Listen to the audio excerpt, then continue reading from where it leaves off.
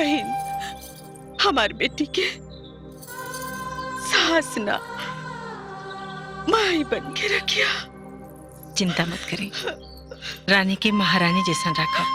एक कुकुर, हमारा रास्ता रोके के कोशिश मत कर, तो तहार हिसाब किताब के नया अकाउंट खोल दे।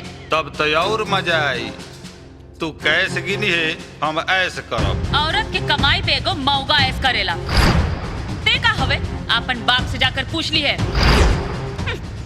कल से निकलिए लाली लिपस्टिक लगाकर।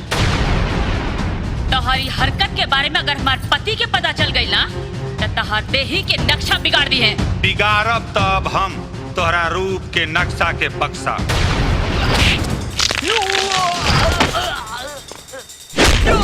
साथी के साथ 7 जन्म तक होला, और वो लोग 7 घंटा साथ में देख के तकलीफ में आगे नहीं। वाह, हमरा बेबसी पर हंसतानी कि अपन बेवकूफी पर। सवाल कर तरु कि जहर उगले तरु। अमृत पर भगवान के हक होला। राहुल आज के ये हरकत के बाद हमरा नजर में इंसानों लायक नहीं थी।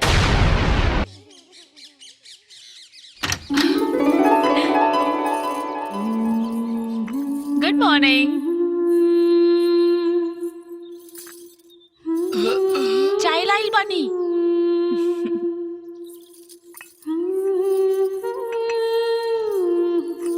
ए जी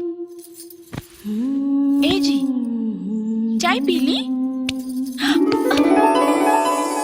चाय के साथे साथे नमकीनो भी तो जरूरी बा। दरवाजा खुलल बा। खुले दा, हमार का खुलल बा तो के पता बा। ए बेटा, दोनों अंगुरी हमार तुहार बताई एगो पकड़ ले। ए बेटा, तू तो हम बनूंगा साजन के सेक्रेटरी और ते बनबे चाय पानी पियाए वाला। का साड़ पैसा नहीं लड़त रखे। I am coming. Okay, साजन जी, I am your secretary. Bye. Yes. बेटा, हाँ भाई, जरूरत हो गए तो ननियों के काम पे लगा ला। 2-4 पैसा कमा लिए तो आदमी हो जाइए सब। ठीक बा भाई। ए, चल खड़ा हो जा, खड़ा हो। हेलो साजन जी की जय, साजन जी की जय।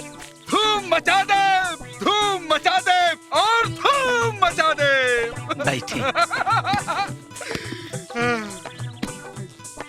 का बताई साजन, हम एगो सपना देखले रहली कि तू एगो बड़ सिंगर बनबा, बन गेला। अब हम फिर एगो सपना देखली, फिर बात पागल हो जाइबा। अब कौन सपना देखले बनी? तू फिल्म के बड़ सुपरस्टार बनबा और तोरा के हम बनाई।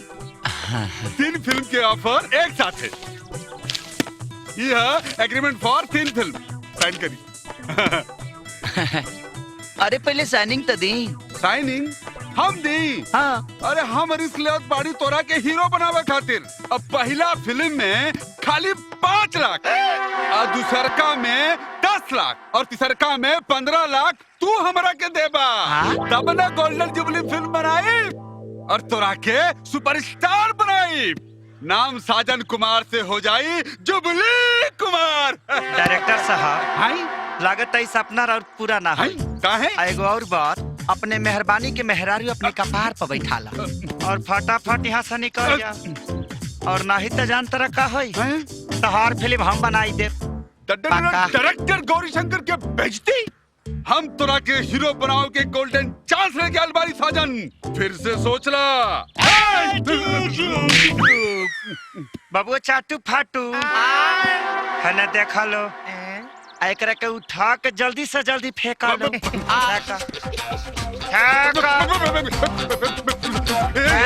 साजन, साजन अपनी किस्मत में ठोकर मत मार। हाँ, दुआरे भाग चल के आला ला। बहुत पछताई बे। बंसीलाल के एहसान त अपन बेटी के दान दे के चुका देली, लेकिन साजन के दिहल 6 करोड़ कैसे चुकाई? एहसान एहसान बहुत खामोश होला। वो अंदर अंदर इंसान के इतना खोखला कर देला कि इंसान जिल्लत के मौत मरे पर मजबूर हो जाला। हसमुख जी, बेटी के आड़ में अपन हार कह बहुत बनी। का कर सकेली? बहुत कुछ, अभी भी कुछ नहीं के बिगड़ल। वक्त के नजाकत के समझी। कल्पना चूल्हा चौकी खातिर ना, एगो महान गायिका बने खातिर जन्म ले बाड़ी, और उनका के शिखर पे पहुंचाए खातिर हम अपन सब कुछ दांव पे लगा दी। बस राउर सपोर्ट चाहिए। कैसा सपोर्ट? जैसे श्री राम के भक्ति में हनुमान जी अपन शक्ति भुला गए रहले, वैसे ही कल्पना साजन के प्यार में अपन कला और करियर दोनों भुला गए पड़ी। जाई रउआ याद दिलाई और कोयला से कोहिनूर निकाली। वादा करता नहीं, दौलत और शोहरत रउआ सिर पर है।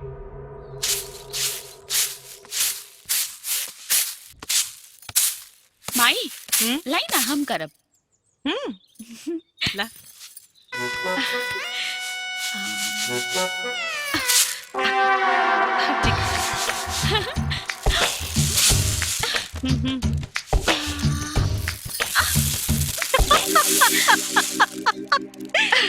रहता तोरा से ना होई, दाम रखे।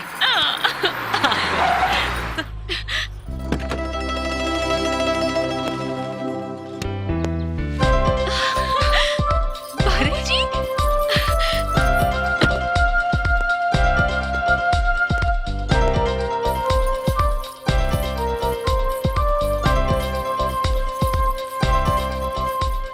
प्रणाम। जी प्रणाम। गोड़ लगता है बाबूजी। खुश रह।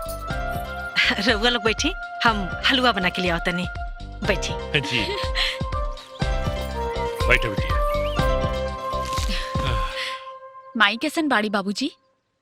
जब डाली से फूल टूट जाला ना, तब पौधा उदास और फुलवारी सुनसान हो जाला। बेटा, साजन बाबू नहीं के लोकत। फिल्म साइन कैले बानी, ओही की शूटिंग खातिर गेल बानी। कितना अजीब बात हो। साजन बाबू गायक से नायक बन गए और तू गायिका से गृहिणी। अरे हम तोरा खातिर का सपना दिखले रहनी। बाबूजी, जवन सपना रवा हमरा खातिर सजवले बानी, ओही सपना हम साजन खातिर देखले बानी। बाबूजी, हमरा नजर से देखी, राउर सपना जरूर पूरा होई। बस फर्क इतना रही कि राउर बेटी ना दामाद पूरा करी है। बिटिया, जब अपन खून बदरंग हो जाला तो दूसरे का खून पानी नजर आवेला।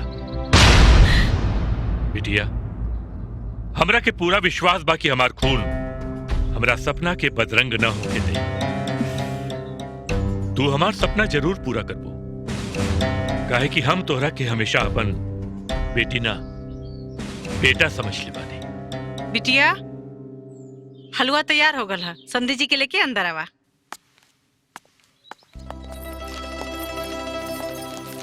बैठी बाबूजी। हाँ बेटा।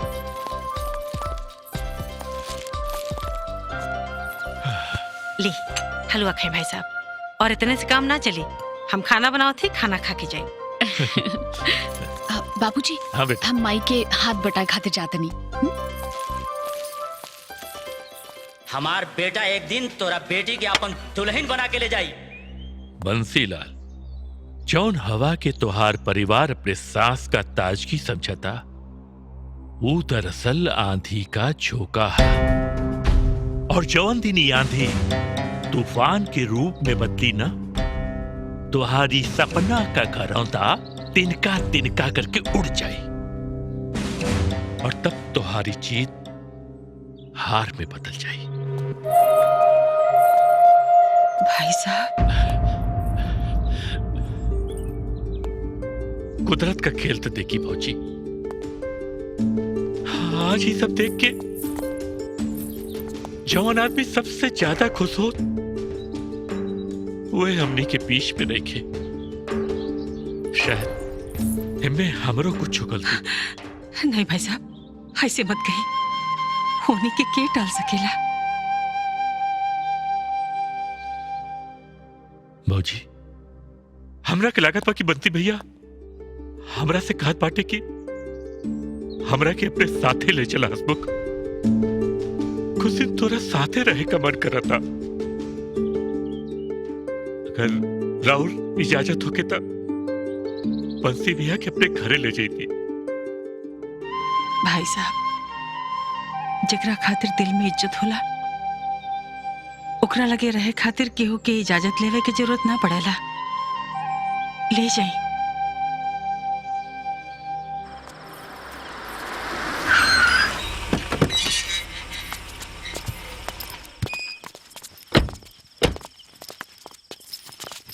पहले हमार गिफ्ट फिर अंदर शिफ्ट।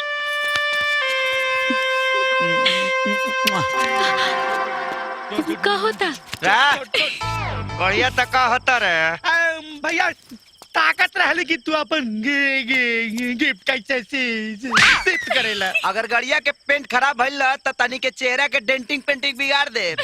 ओके आई एम सौरा। खाली लड़ता लोग। हमरे बेटी के हर एक सुर साजन के रागला पता।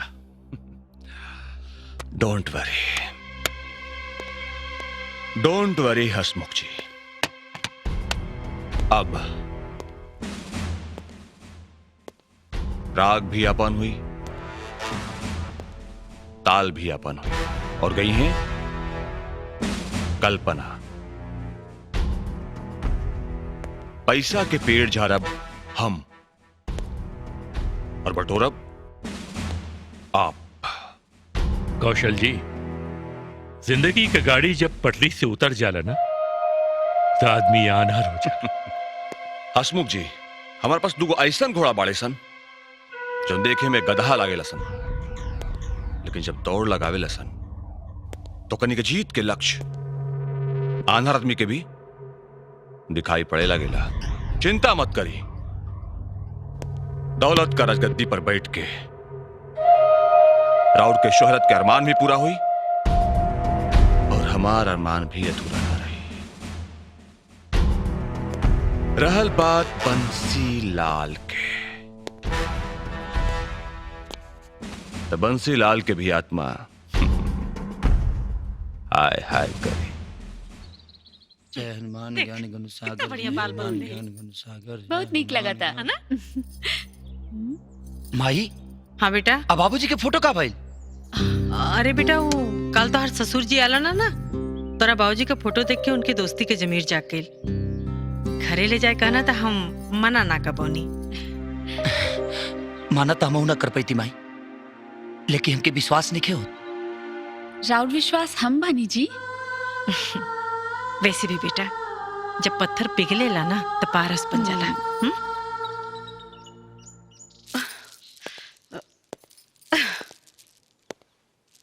रुक जा, फूल माला मत चढ़ावा। बाकी स्वर्गवासी इंसान के फोटो पर तो फूल माला चढ़ावल जरूरी होला जी। बंसीलाल तोरे नजर में बरल बाड़न, वकील हमरा खातिर त वो आज भी चिंता बाड़न। और जिंदा आदमी के तस्वीर पर फूल माला ना चढ़ावल जाला। जब रिश्ता गहरा हो जाला तो इंसान की ऊंचाई और बढ़ जाला।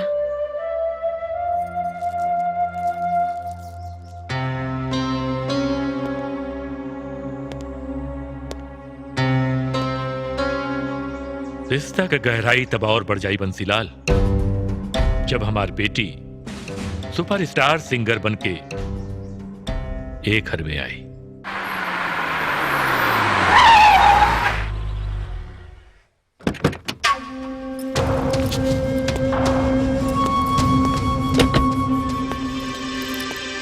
Nice location. हाँ? आई भैया लगा था कि कोनो मोटान मर गइल बा। अबे सुन, बकवास बंद कर और जाके मेहमान के अंदर लेके आओ। ओके जा सर।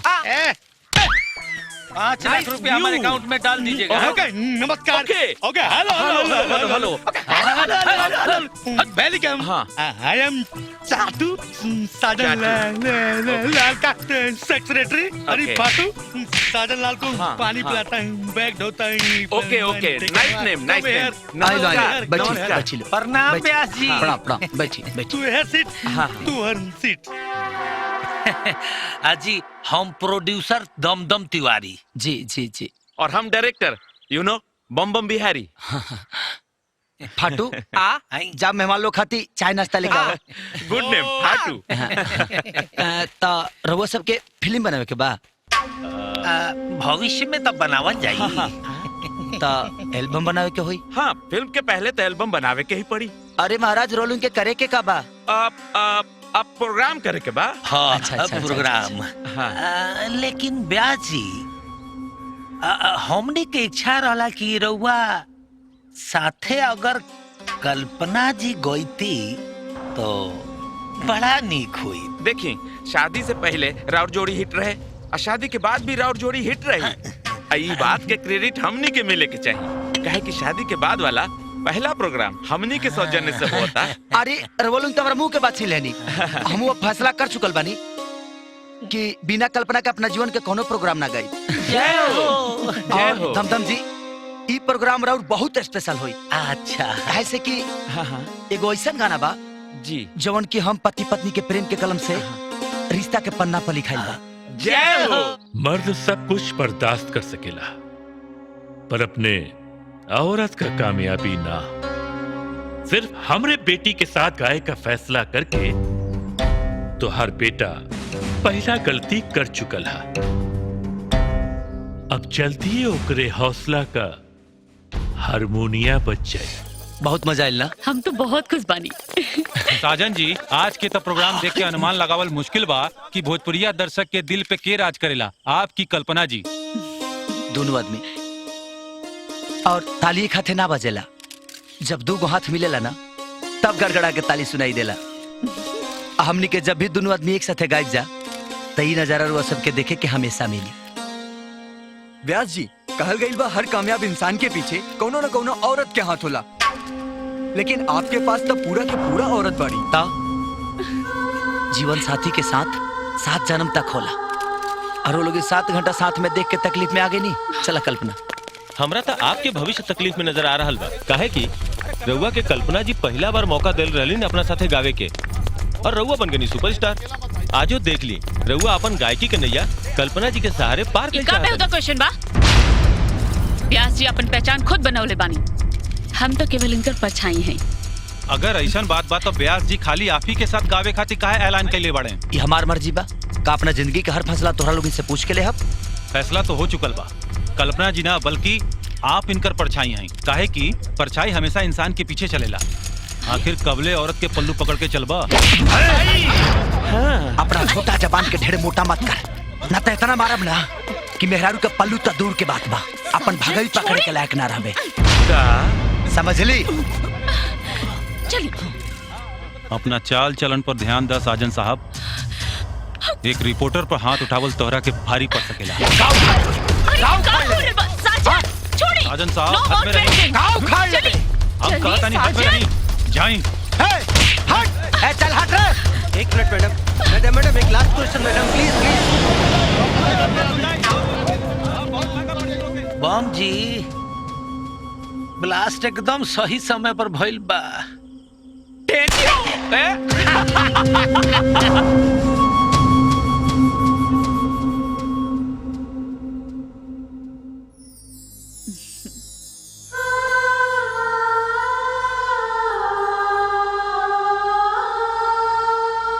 का सोचो तानी जी? कुछ ना।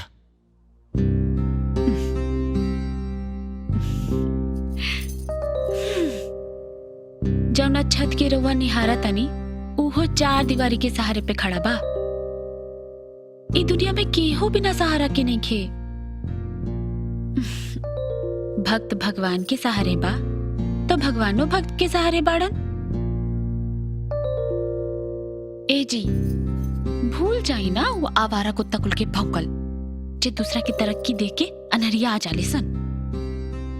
छोड़ी ना ये सब टेंशन, अब मोहब्बत के कनेक्शन जोड़ी बहुत ही मजा आई।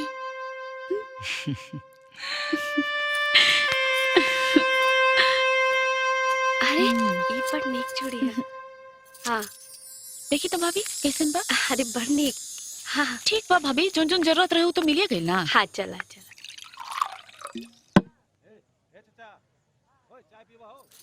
चली हो गई शॉपिंग। पप्पू भैया, ये तो साजन के इज्जत के तिजोरी है हो। देखा था रूप के खजाना कितना चमकता। अरे इ तो स्टार के मेहरारू ही हो, चिपरी जैसा थोड़ी रही। भाभी ये बदतमीज कौन हवे? ऐसा गली के कुत्तन के कोनो नाम ना होखेला। चला देवरानी। का हो भौजी, तहार बसियाइल कलौजी हमरा गले धरता आ हमरा आगे के थरिया काहे खींचतारू? यह ड्यूटी पर जब डबल ड्यूटी होई तब पुरान हिसाब रफा दफा होई।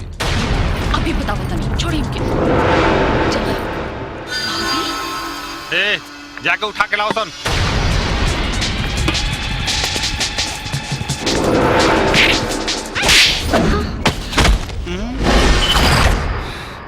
एक कुकुर, हमारा रास्ता रोके के कोशिश मत कर, न तो तहार हिसाब किताब के नया अकाउंट खोल दे। तब तो और मजा आई। तू कैसे गिनी है, हम ऐसे करब। औरत के कमाई पे एगो मौगा ऐस करेला। देखा हवे, अपन बाप से जाकर पूछ ली है। कल से निकली है लाली लिपस्टिक लगाकर। तोहरी हरकत के बारे में अगर हमारे पति के पता चल गई ना, तो तोहर देही के नक्शा बिगाड़ दी है। बिगाड़ब तब हम तोहरा रूप के नक्शा के बक्सा।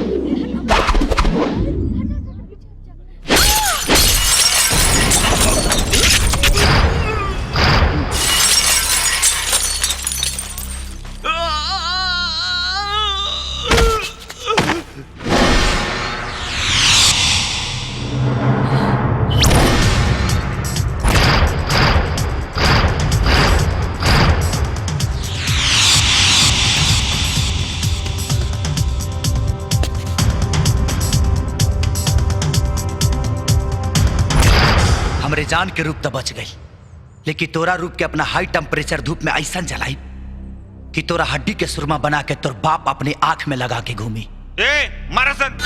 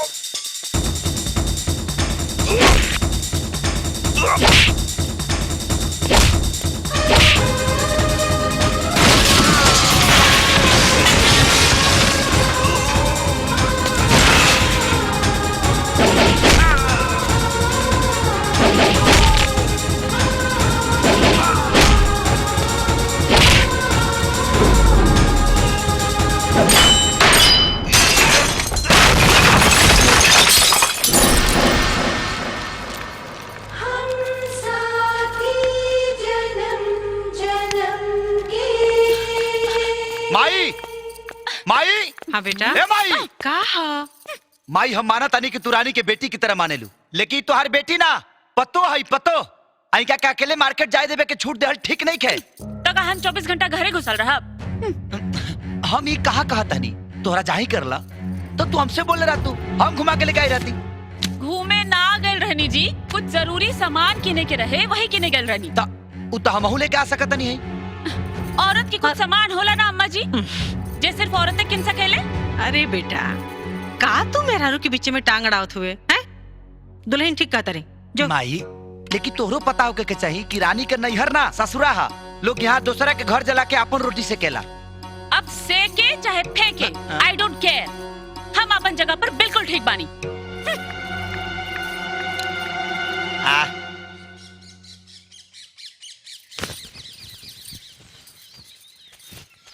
बढ़ गया खिसियाइल बड़ू का हमर सुगा पंखी। ढेर चुनाई मत, हमके कपड़ा उतारे दी। अरे हमार मेहरारू हमार कपड़ा कहीं उतार सकती है, उतारा। तेरा लिखा बेशरम नहीं की हम।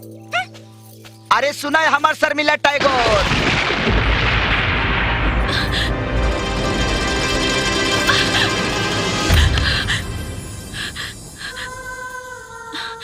हम जब भी गुस्सा है हमके हमेशा ऐसे ही मनाइब ना।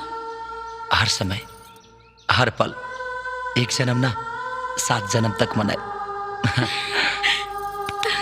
कुछ करे के बा। हाँ का करे के पड़ी सर? एल्बम बनावे के बा। एल्बम? कल्पना के लेके सोलो एल्बम बनावे के बा। हाँ लेकिन पैसा के लगाई?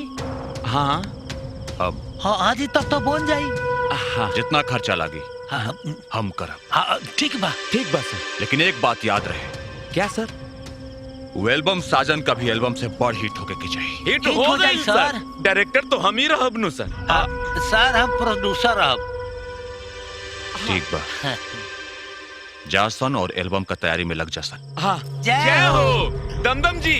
Action action. बस ये हमारा एल्बम हिट हो जाए, फिर तक कल्पना और साजन का जोड़ी जाए। तेल लगावे। ब्यास जी मुंह मीठा करी। अरे लेकिन कौना खुशी में समझ ली कि राउर ससुर जी भेजौले बड़े।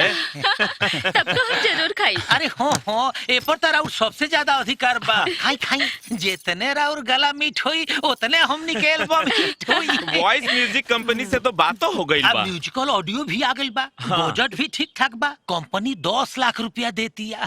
हाँ अब बस राउर सहमति के इंतजार बा। अरे तो काले से रिकॉर्डिंग रख दी। जय हो जय हो। रउआ कोनो प्रॉब्लम नहीं खेनु? कैसे बात करता नहीं? रउआ गला के बारे में पूछत रहनी है। काहे से कि एल्बमवा के सारा गीतिया तो रउए नु गावे के बा।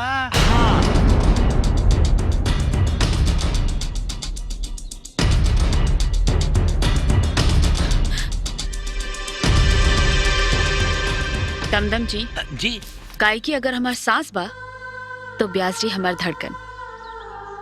हम गायब तो सिर्फ और सिर्फ ब्यास जी के साथे गायब। कल्पना जी महिला प्रधान एल्बम बा तो आवाज भी लेडीज के न जाई। यही से मतलब न तो हम ब्यास जी के अकेले छोड़ देती। ब्यास जी कल्पना जी के तनी समझाई ना। हाँ समझाई ना। हम समझा दें कल्पना के। रहो लेकिन चिंता मत करी, कल्पना ही गई है। जय हो जय हो जय हो प्रणाम। जय हो जय हो जय हो। कैसन बात करता नहीं रवा? हम रवा बिना ना गायब। कह देनी तो कह देनी बस। अरे के कहता तो क्या अकेले गावे के? हम तोहरा सामने रहब ना, तोहरा साथे रहब, तोहर परछाई बन के। ठीक बा, रवा खुशी में ही हमार खुशी बा। कुमार साहब आपकी बुद्धिमानी का हरी हरी चरे वाला आपका दुनो घोड़ा हमरा के तो गधा लगताड़न सन। पता नहीं कब हमरा के बंसीलाल के फोटो पर फूल माला चढ़ाए का मौका मिली। टेंशन मत ले, बहुत जल्द ही बंसीलाल का फोटो पर फूल माला चढ़े का शुभ संकेत मिल रहा है। फिर से हमके झांसा देतानी की दिलासा? यकीन दिलाओ तनी, सारा सेटिंग हो गई बा। Best female singer award will goes to Kalpana. Cheers! लेकिन अवार्ड हमरे बेटी के पहले भी मिल चुकल बा। जाता नहीं। ओ बार जब अवार्ड मिल रहा तो कल्पना हमारे हाथ से मतलब रउआ का हाथ से निकल गए रही, लेकिन एक बार जब अवार्ड मिली तो कल्पना हमनी का मुट्ठी में रही है।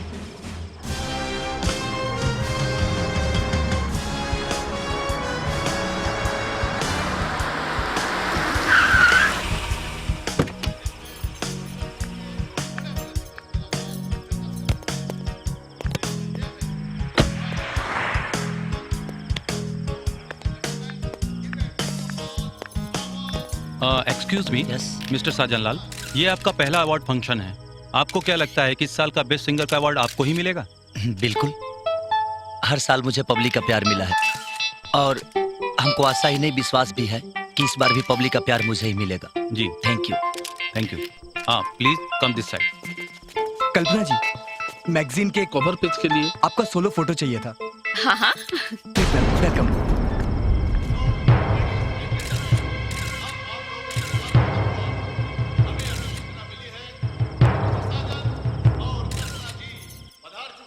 साजन और कल्पना के कुर्सी एक साथ ना होके के चाहिए। आ गई।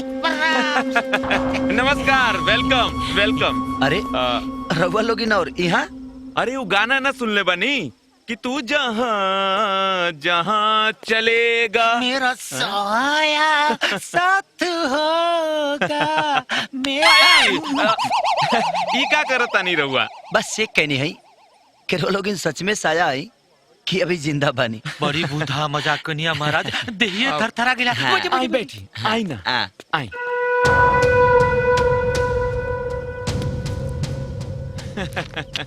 Autograph please. का नाम है? Suhani Singh. Sir autograph please. Thank you. You welcome. Thank you sir. Ma'am please selfie.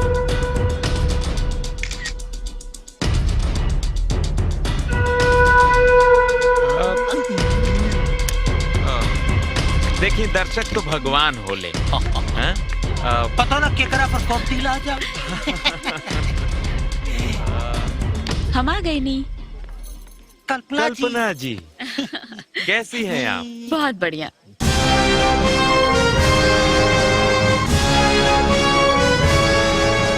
Ladies and gentleman, आखिरकार वो घड़ी आ ही गई जिसका हमको बेसब्री से इंतजार था। तो आइए बढ़ते हैं हमारे पहले चरण की ओर, जो है मेल प्लेबैक सिंगर अवार्ड। जी बिल्कुल, और वो लोगन के नॉमिनी बा अखिलेश राय, अजय सिंह और साजन लाल। और ये अवार्ड देवे खातिर हम स्टेज पे बुलावल चाहब भोजपुरी के जानल मानल संगीतकार श्री अविनाश झा घुंगरू जी के। सर प्लीज आप लोग गेस करी कि के हो सकेला ये अवार्ड के हकदार। प्लीज प्लीज गेस करी। सर के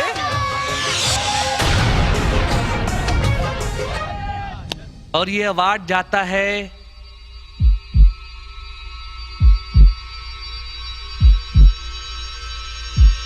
साजन को नहीं, अखिलेश को।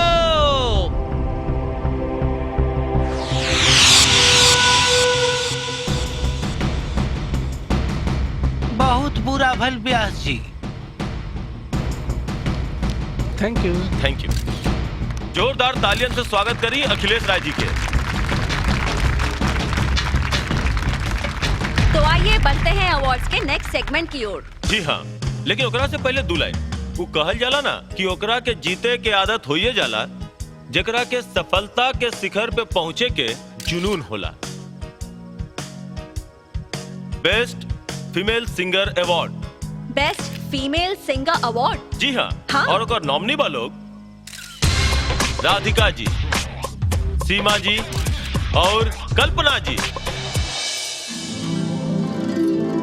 जी हाँ, इस अवार्ड को देने के लिए मैं बुलाना चाहूंगी वॉइस म्यूजिक कंपनी के चेयरमैन श्री कौशल कुमार जी को। Kaushal Kumar ji, please come on द जोरदार स्टेज। तालियों से स्वागत करिए सर के। A big applause for Mr. Kaushal Kumar ji. Sir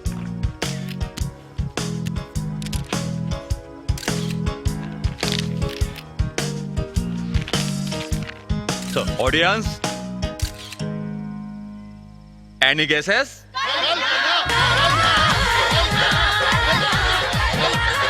Best female playback singer award goes to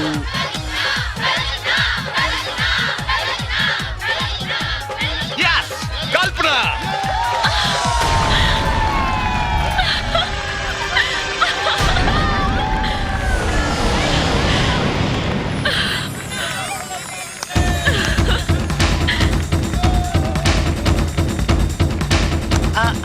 ब्याजी बच जाइए।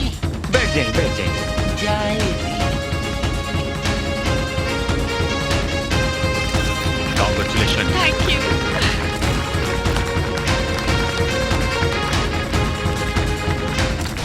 माइक, थैंक यू बीमा ये अवार्ड खातिर, लेकिन ई अवार्ड के हम केहू और के साथ बाटल चाहता नहीं, जिनकर ई अवार्ड पर और हमार करियर में अहम भूमिका रहल बा। हम उनकरा के भी स्टेज पर बुलावल चाहता नहीं, और केहू और ना, म्यूजिक डायरेक्टर घुंगरू जी बाड़े।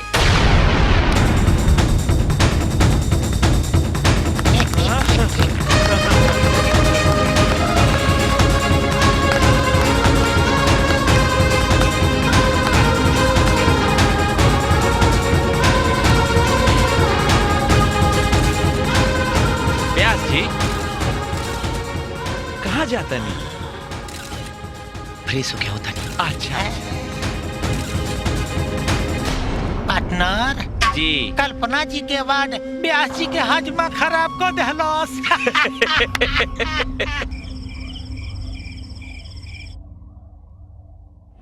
कल्पना जी ना, बल्कि आप इनकर परछाई हैं। काहे कि परछाई हमेशा इंसान के पीछे चलेला।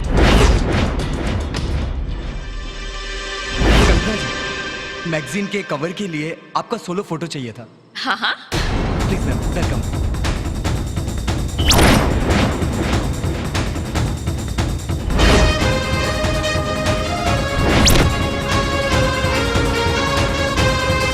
Best female playback singer award goes to Kalpana.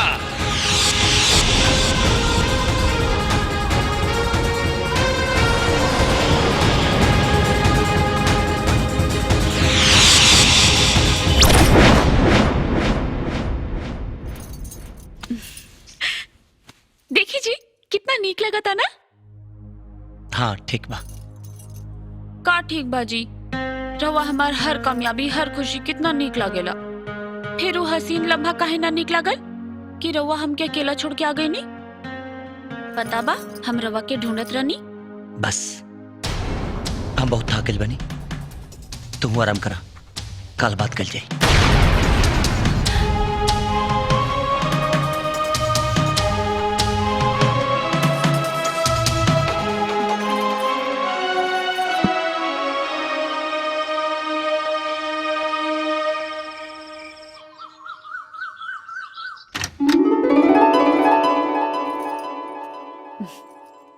Good morning.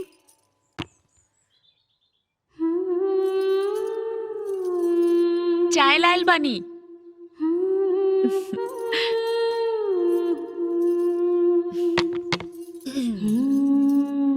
उठी, चाय पी ली।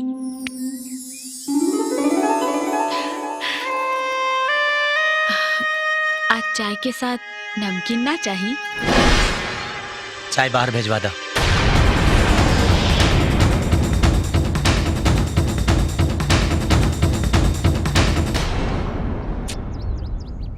दमदम जी, कितना देर और इंतजार होखी, बुलवाई ना। है बुलाओ ब्यास जी के। अरे 5 मिनट रुकिए अभी 10 मिनट में अभी आ रहा है। अरे यार। गिफ्ट शिफ्ट कर देंगे। कहाँ से ये दोनों नमूना पाल ले बड़े? Good morning Byas ji. Good morning, good morning. Good morning. हॉय तुगो चिड़िया खाना से उठा के लाइल बनी का? ए जा से सब्जी लेके आओ सर। ओके बस। बैठी लो, बैठी लो। हाँ बैठी। आई। अरे इतना सवेरे सवेरे? अब ब्यास जी लक्ष्मी भोर हरियान हरिया ना देखेली। कल होखे वाला प्रोग्राम के पार्टी पूरा पैसा दे चुकल बिया। लक्ष्मी तो घर के लक्ष्मी के नु देहल जरा। हाँ ले ली ले ली। ब्यास जी कलाकार के जब नाम हो जाला ना तो पैसा फटाफट आवेला। और जब से कल्पना जी के अवार्ड मिलल बा यहाँ के देखे खातिर, यहाँ के सुने खातिर लोग पागल हो गइल बा। और तो और ब्यास जी पूरा शो हाउसफुल हो गइल बा। कल्पना जी पे तो अब नोट के बारिश होई बारिश। बम बम जी जी जिंगा बरसात सावन में नीक लगेला। जी जी वही घर के पत्नी घर के आंगन में नीक लगेले। अब कल्पना गाना ना घर से मरिए गाना हम गए। अरे ब्यास जी हमनी के झटका मौत दी। रउआ दोनों बेकत के साथे साटा भइल बा। देखी रउआ साथे अगर कल्पना जी के लोग ना देखी तो मार के मुड़ी कूच दी हमनी के। अब ब्यास जी हमनी हमेशा राउर कमाई या भलाई की चिंता कैले बानी सन। थोड़ा हमनी पे भी चिंता करी। ठीक बा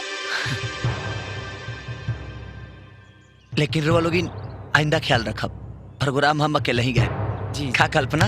जय हो जय हो जय हो प्रणाम। जय हो। ऐसन का हो गई कि हमार गावे में रवा इतराज होके लागल? पहले तो खुद ही कतरनी की गाओ। कल्पना हर काम के एगो समय होला और अब समय नहीं है।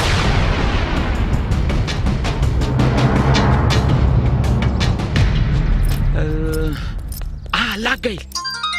हाँ बोला।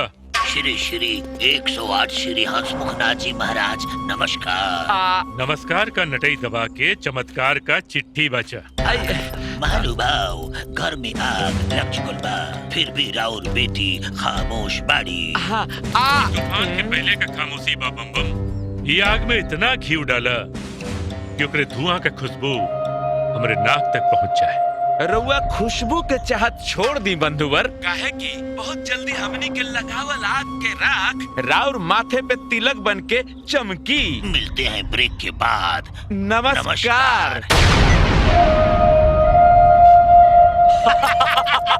आई। ए माई। हाँ बेटा। हमारे इंतजार मत करिए, आज रात के हम ना आवे। वो कहे कैसे की गाना लिखे के बा, गावे के बा, काल होकर शूटिंग बा। अच्छा तो कुछ खा के जा। अरे हम रास्ता में खा ले। प्रणाम। शायद रवा भूल रहल बानी, काला अपन स्टेज शो बा। हमारे दास्त आतना कमजोर निके। ठीक बा तू चाटू फाटू के लेके चल जिया प्रोग्राम में। हो सके तो हम बाहर से बाहर आए। अच्छा जा।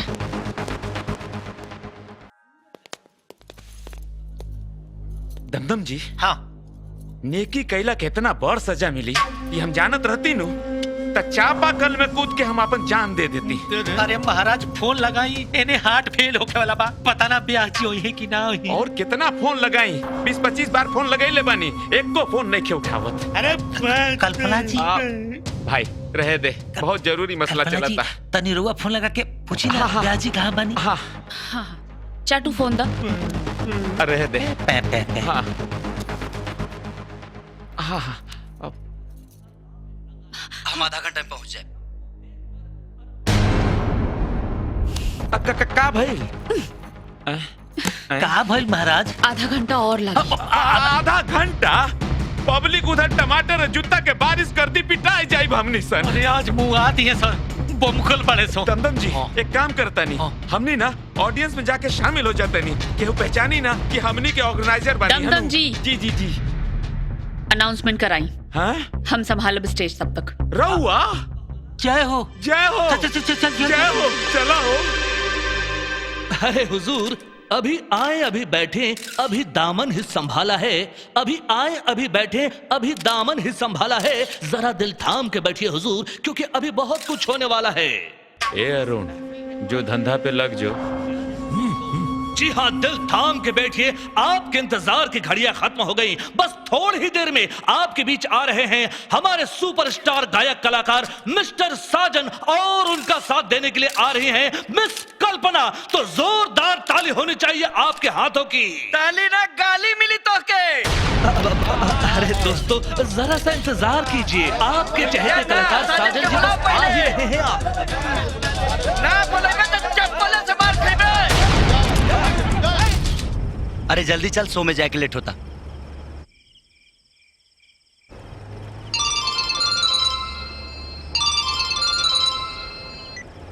हेलो हेलो, साजन भैया।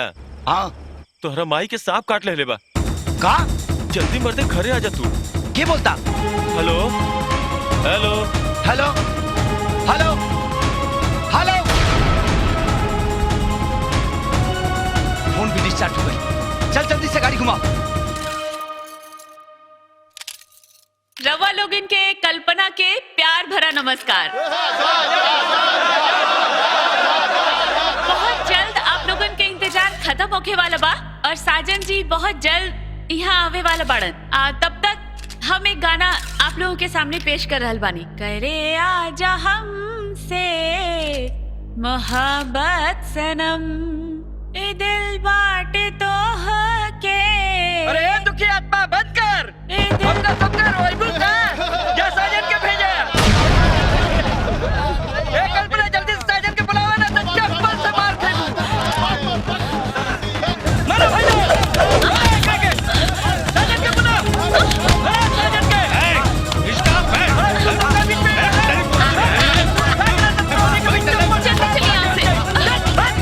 माई माई माई। का भइल बेटा? माई का भइल? माई। हाँ ठीक तो बाड़े ना? हाँ। ना ते हमरा से झूठ बोलता रे। तोरा के सांप कट ले बा ना? हमरा के? हाँ। सांप? हाँ, हमरा मोबाइल पर फोन कर ना कि तोरा के सांप कट ले बा। अरे बच्चों, कोनो गलत नंबर आइलो खिरे। हम तो एकदम ठीक बानी। ना ते झूठ बोलता रे। कैसे मन पे नाच के दिखाई? रुक। ए ए ए। अब ठीक?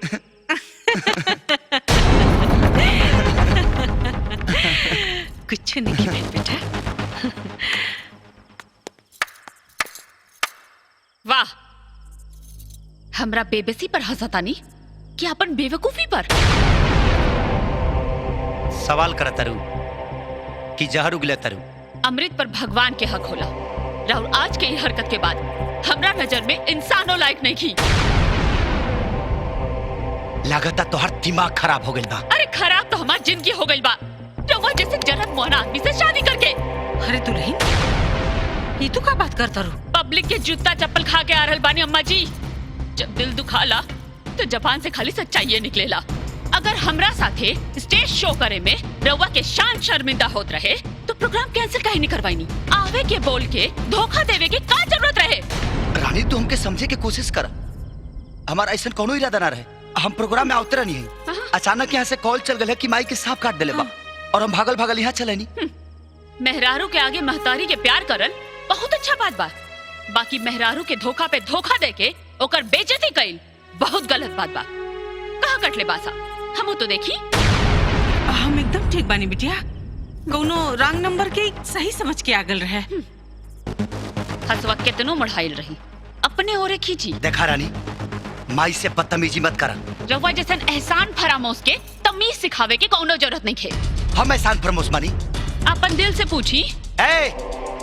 खुद के गिरवी रख के तोरा बाप के बेघर होकर से बचौले बानी। वो हैसियत लायक भी हम रउआ के बनवले बानी। अच्छा, जब ते ही सब कुछ के ले बड़ी तो हम कौल पर माटी चढ़ोले बनी का? साजन, जायदा ना बेटा, दुल्हन के एहसान मान ला। मान लेती माई, लेकिन हमके पता तो चले के चाहिए कि हमारे खेती कैले का बिया। अगर हम न रहती ना तो आज भी स्टूडियो में चाय पियावत रहती और लोगों के जुट्ठन उठावत रहती। ना हमार उस समय किस्मत खराब रहे और ना ही आज बा। थप्पड़ हमरा गाल पे मरनी, बाकी चोट सरस्वती माँ के लगल। जौना घर में सरस्वती माँ की इज्जत नहीं खे, वो घर में हमें एक मिनट भी ना रह सके नहीं। हाँ हाँ, बाप के कपार पर बोझ बन के रह के शौक पता जा। सरस्वती माँ के बहाना मत करा। बेटा, इतना गुस्सा उचित नहीं है। ये घरे घरे में झगड़ा झंझट ना होला। ऐसा मत करा बेटा, रोक ला दुल्हन के।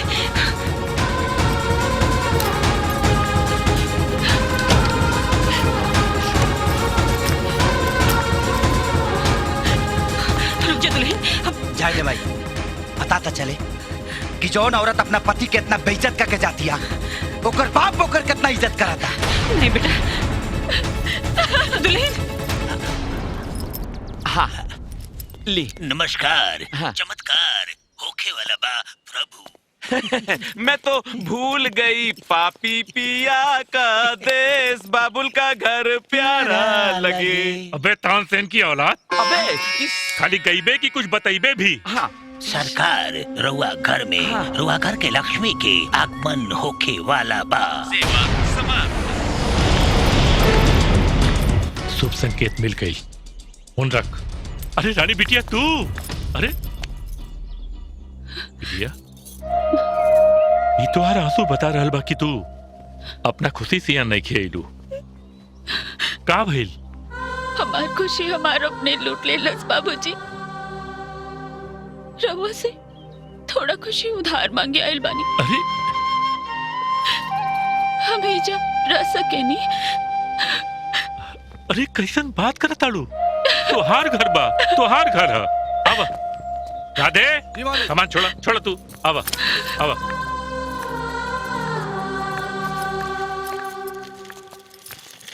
बेटी अकेले आ गई लू? दामाद जी ना आइलन का? काहे बिना दामाद के बेटी घर ना आ सकेली? अरे हमार कहे की मतलब ये ना रहे, वो कहावत सुन ले बड़ू ना, नैहर 9 दिन के और ससुराल 100 दिन के। बिटिया के असली घर ससुराल होला। का बात बा बेटी, दामाद जी से कोनो वाद विवाद भइल? माई तू ही न कहलू कि पति पत्नी एक दूसरे के शान और जान होला। हाँ बेटा। फिर हम वो आदमी के साथ कैसे रह सकेनी जेकर जान हमार शान से जरत होके? वो घर में कैसे रह सकेनी जहाँ औरत पर मर्द हाथ उठावत होके? हमरा के पहले ही शक रहे, जब एगो मयान में 2 तलवार न रह सकेला तो एगो छत के नीचे 2 गो गायक कैसे रही? आज तो हर आंसू देख के हमार शक सच में बदल गई। अपने बचपन के प्यार के दम पर हमार करूर तोड़े वाला आज खुद मकरूर हो गई बा।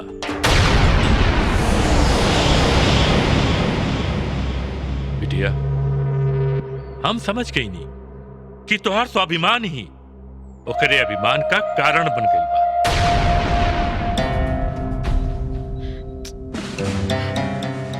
हम अब्बे साजन के फोन करीला। ना बाबूजी, कोनो जरूरत नहीं की, बस इतना बता दी कि हम एक घर में रह सकेनी कि ना। अरे का बात करत तारू, ये तोहार घर है, जब तक चाहे रह, हमेशा रह। जा जा अपने कमरा में। अरे ई रवा, फिर तो बोले लगलू है? बिटिया के कमरा में लेके जा। जा आवा चला। जा।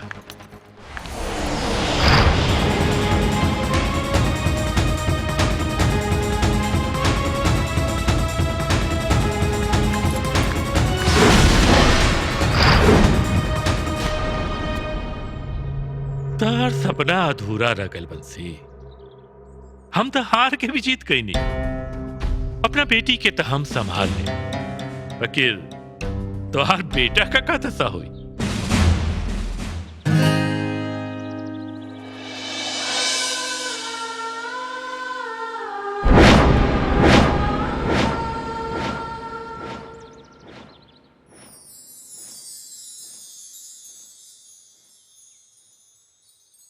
बेटा पत्थर मत बन, ना तो हमार ममता शर्मिंदा हो जाए। तोर ममता और मूर्ख मेहरारू के मोहताज नहीं के, जौन तोरा के माई ना सास समझ के ठोकर मार गई। बेटा ठोकर खाए वाला समर जाला, बाकी ठोकर मारे वाला जख्मी हो जाला। जख्म तो भर भी जाला बेटा, बाकी एक बार अगर रिश्ता में दरार पड़ गई जान ले लेला। वो दरार पड़े से पहले दुल्हन के मना के लिए बेटा। लेकिन भाई हम कुछ नहीं के सुनल चाह। ना तो तुम्हार बाबूजी के सपना पूरा होके भी अधूरा रह जाए।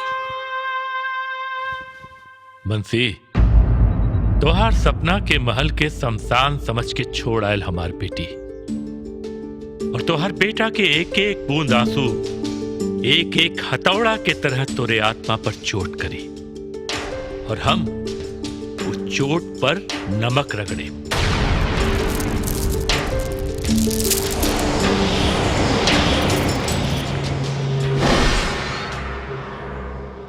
वाह, एकरा के चमत्कार समझी कि तिरस्कार?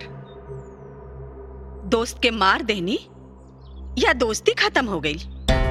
एगो बेटी की महतारी की नजर से सोचा, जकरा चेहरा पर पसरल मातम चिल्ला चिल्ला कर कहता कि हमारी दोस्त मर गई। और सुना, ये हमार और बंसी के बीच का मामला बा। तू जाके रानी के देखा, जा।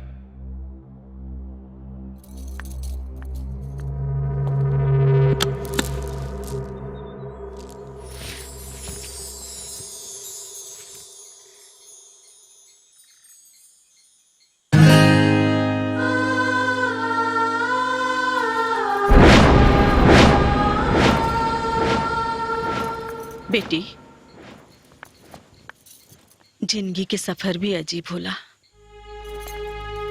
इंसान रास्ता तो भटक जाला, बाकी मंजिल कब्बो ना भूलेला।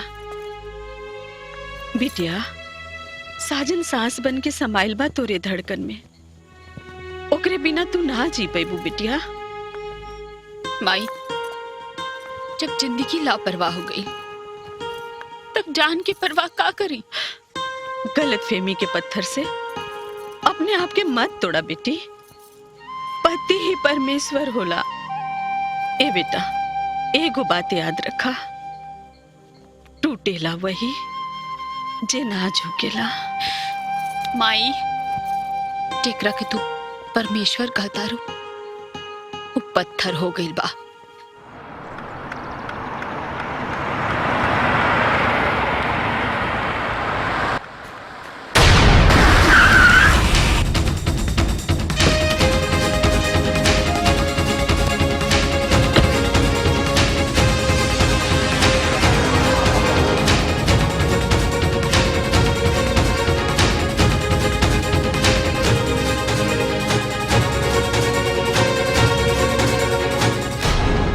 नमस्ते दामाद जी। नमस्ते। बचपन में बाबूजी एगो सीख दिलर ले कि बिलाई रास्ता काटे, और जब बाप बेटा के नमस्ते करे ना तो समझ ले धोखा होके वाला बा। लेकिन बेटा, बस, अरे वह कुछ कहला की जरूरत नहीं के। राउरी हरकत धोखा के एहसास दिला दिले बा हमके। लेकिन धोखा का धुआं राउर घर के चूहानी से उठत बा साजन बाबू, जिनमें हमरे बेटी का दम घुटत बा। अरे हम एगो बाप है, अपना बेटी के मरत नहीं ही देख सकत। रउरा बाप है तो हमहू कहू के बेटा है, और अपने बाप के बेइज्जती बर्दाश्त नहीं कर सकत। साजन बाबू, अरे इज्जत का खजाना तो हमरे दिल में भरल बा, लेकिन हम मजबूर बानी। अरे घर में अगर कचरा रखल जाए तो ओकर गंदगी घर में फैले लागेला, यही लिए घर का कचरा उठाकर बाहर फेंक दिया जाला। काहे कि कचरा बटोरे वाले बाहर घूमे सन। हम ना रानी बेटी कहत रहे, अब रानी के तोरा हर चीज से नफरत हो गई बा बेटा। हाँ ना, घरे में चली, हो सकेला रहुआ के देख के रानी के नफरत प्यार में बदल जाए, और तोरा के तलाक देवे का इरादा बदल दे। तलाक? हाँ बेटा, वो तोरा के तलाक देवे चाहला। देखा ना कैसन दिन आ गइल बा, एक लड़की का बाप अपने दामाद से तलाक का बात कर रहा था। चलो ना बेटा, शायद बात बदल जाए। चला बेटा। साजन, साजन, रुक जा बेटा।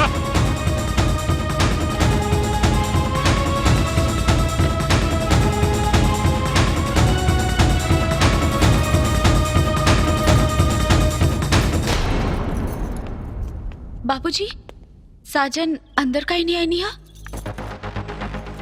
बेटी, हम लोग से बहुत नहीं हो रहा कहीं नहीं। कैसे कही तोरा से हमरा के तो समझ में नहीं किया आवत। बेटा, ओकरा के तो तोरा सूरज से नफरत हो गई बा।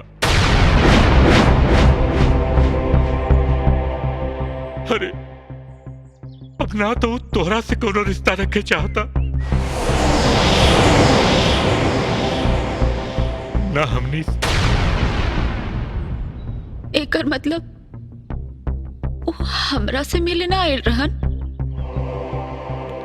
ना बेटी, अरे वो तो अपने बाबूजी का फोटो लेवे आल रहे। वो अपन कौनो निशानी हमनी के पास छोड़े नहीं खे चाहत। ना ना, ऐसा ना हो सकेला। हमार दामाद ऐसा ना कर सकेला। अरे तो का हम झूठ बोलता नहीं हैं? जा बिटिया के लेके अंदर जा, जा।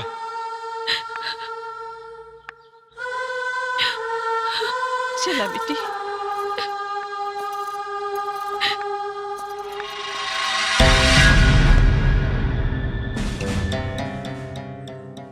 निशाना जब सही जगह पर लागेला तो निशान जरूर पड़ेला साजन।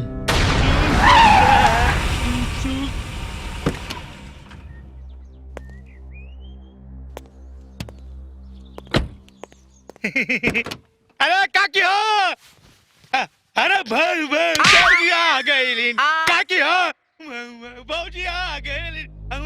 बाबूजी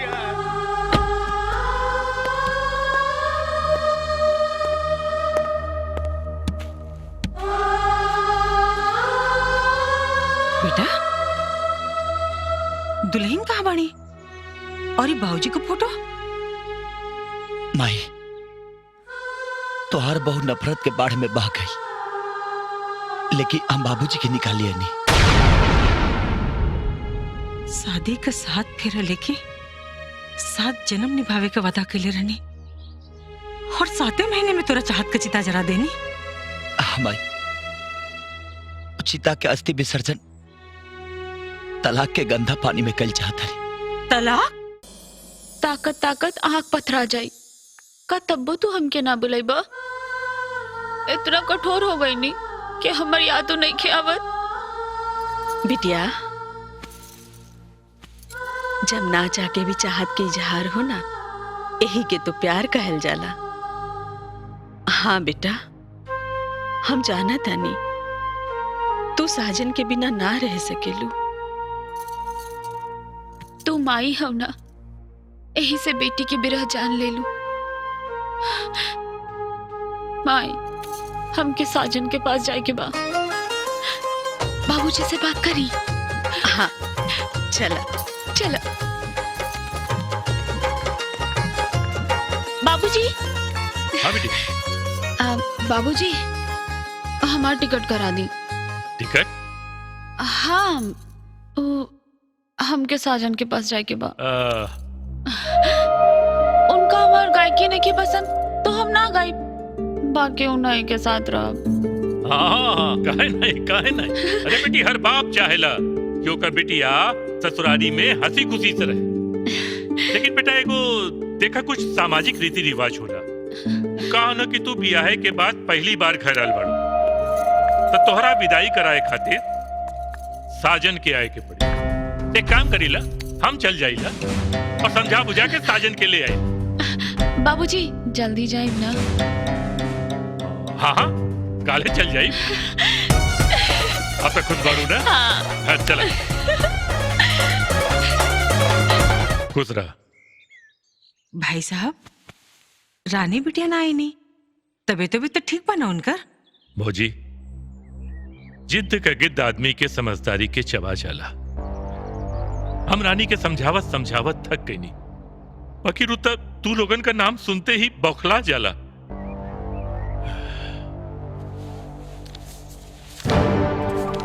बेटा, ई लेला। ई का? दरअसल रानी तू लोगन से कोनो रिश्ता नहीं खे रख के चाहला, यही से हम ही जरूरी समझ ली कि तोरे वो एहसान का बदला हम चुका दे जौन तू हमने के बेघर होवे से बचाए वदे के लिए रहा। ये रखला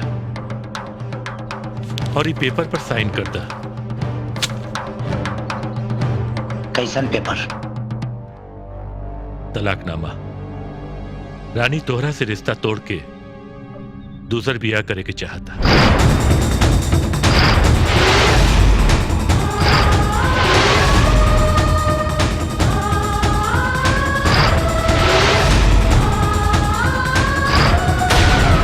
भाई साहब कैसन बात करता नहीं? रोवो रानी की तरह बुद्धि का बैल होगल बनी का? अरे केकरा घरे में मर्द मेहरारू के बीच में झगड़ा झंझट ना होला, लेकिन एकर मतलब ई तना ना होला कि रिश्ता रेगिस्तान और बुनियाद बंजर हो जाए। मौजी, रिश्ता के रास्ते पर चले वाले मुसाफिर जब एक दूसरा से दूर हो जाले तो मजबूरी गार्जियन के मुंह पर मातम जैसे लगेला। अगर हम अपना बेटी के खुशी में साथ न दे तो लोग हमारा मुंह पर थूकी हैं। हम अपना संस्कार के साथ ना जाए दे। दीपेन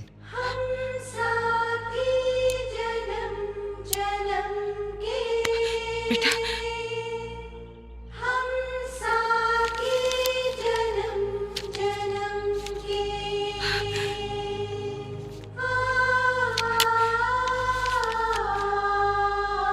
ये पेपर ले जाके अपने बेटी के मुंह पर चिपका दे और मुंह गंदा होके से बचे।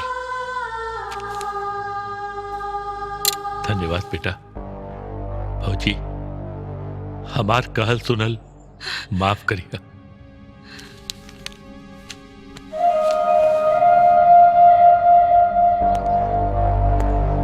रुकी। हमारा खून में खैरात बांटे के आदत बा। ई रख ली, रुआ बेटी के बियाह में दहेज देवे के काम आई।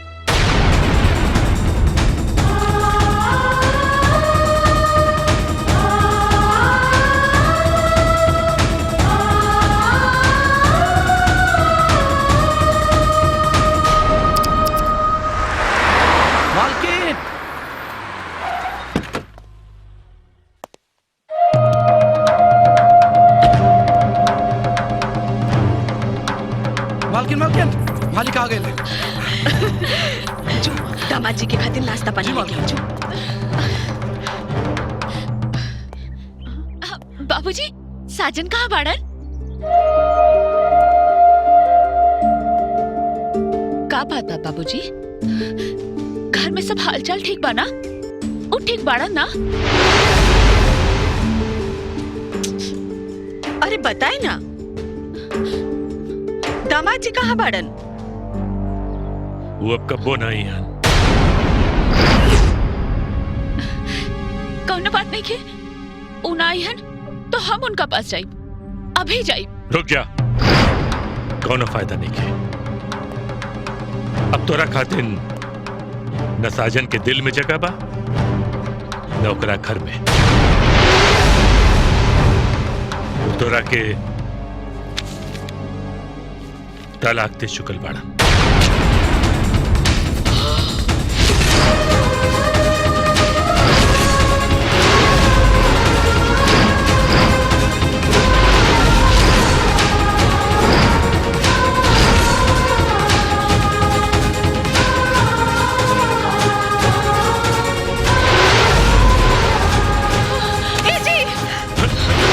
रानी, रानी, रानी।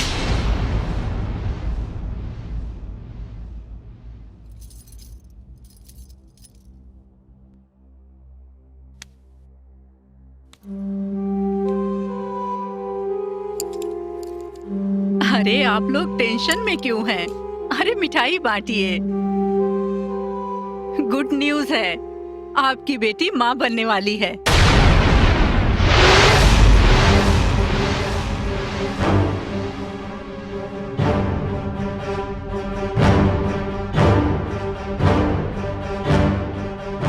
इतनी कमजोर कैसे हो गई?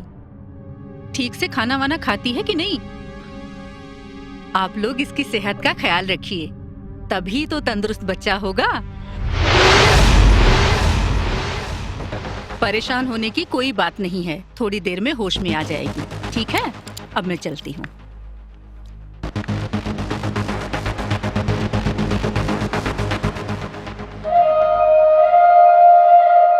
ये महुआ है अंगूरी, इसको पीना बहुत जरूरी। पीने वाले खूब पिए चाहे मेरी तक बिक जाए। महुआ है अंगूरी। का रे टेंशन में हम बनी और दारू तो नहीं के पिए तरह सा। ये दारू तुम पियोगे, ये लो दारू।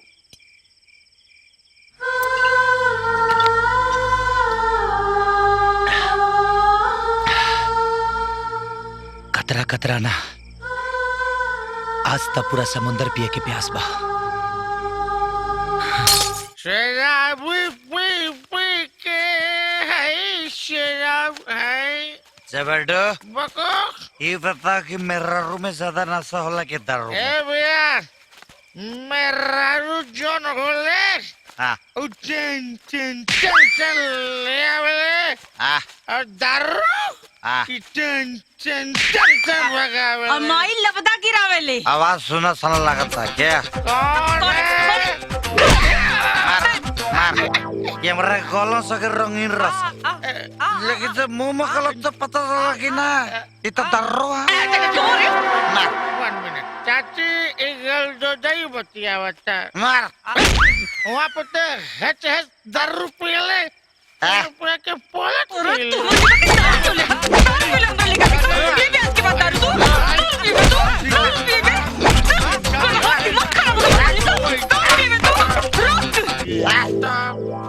चल इधर बैठ।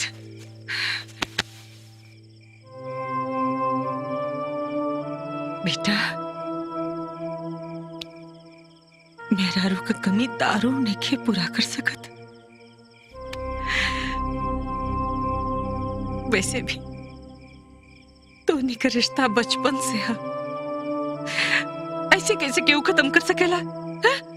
ना मैं सब खत्म हो गए सब।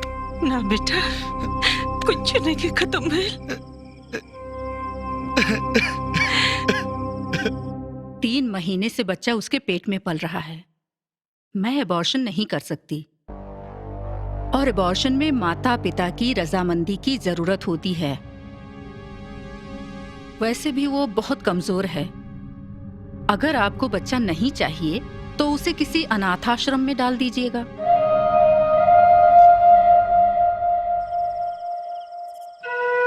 हम आंधी का रुख मोड़ते।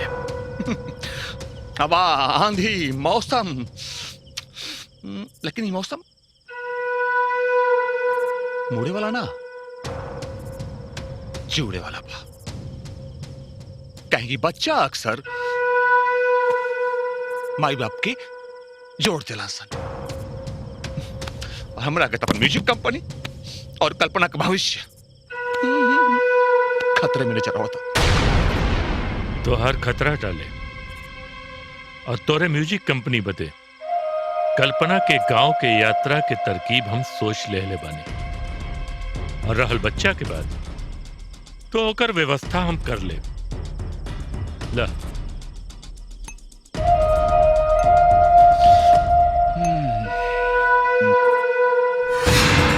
हमारे बेटा के छोड़ दे दीदी, हमारा बेटा हम क्यों के ना दे? ये हमारा बेटा, ये हमारा बेटा। बेटा! अरे बेटा, का भइल? माई, हम एगो सपना देखनी है कि हमारा बेटा भइल बा, और हमरे बेटा से हमके केहू दूर कर चाहता, छीनल चाहता। कहीं सपना सस्ता ना होला माई। सपना हकीकत का ना होला बेटा। रानी के गेले वैसे भी कई महीना हो गए, कोनो खोज खबर भी ना मिलल उनकर। हो सकेला कि उनकर पाँव भारी होके। हाँ। तू एक काम करा, कल जाके दुल्हन के देखावा। हाँ? तोहरो मन के शांति मिल जाई। हम जाए, लेकिन अपने करेजा के टुकड़ा खाती, वो काट करेजा औरत खाती ना जाए। ला ला ला ला ला ला ला ला ला। नमस्ते मालिक, घरे तो क्यों ना बा? कहाँ गिल बस है? हॉस्पिटल में। हॉस्पिटल का करे? कल्पना मैडम माई बनने वाली बाड़ी। माई? हाँ। यस। कौन सा हॉस्पिटल? City hospital.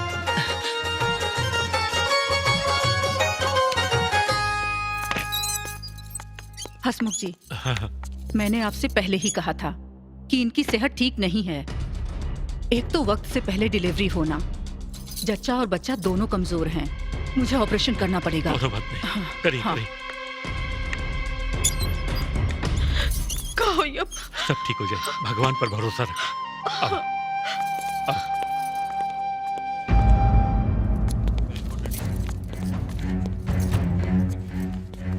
कहो जी, हमरा के तो बहुत डर लगा था। शांति से रहा, समझ लू, जाके बैठो। नहीं, हमरा के ना बैठे के बा। रवा के इतना गुस्सा ना करे के रे। देखिए आज का होता। अरे बैठा शांति से, सोचे दम के। अगर ये यहाँ रही तो बच्चा के ठिकाने लगावे मुश्किल हो जाए। सुना? सुन लो ना डॉक्टर का कहलीन। एक काम कर, घरे चल जा। हम पर्स ले आए भूल गली, जल्दी जल्दी में जाके कुछ पैसा लेके आवा, यहाँ जरूरत पड़ सकेला। काहे भूल गई नहीं फिर हुआ? अरे जमा करे के हो पैसा, जा फटाफट।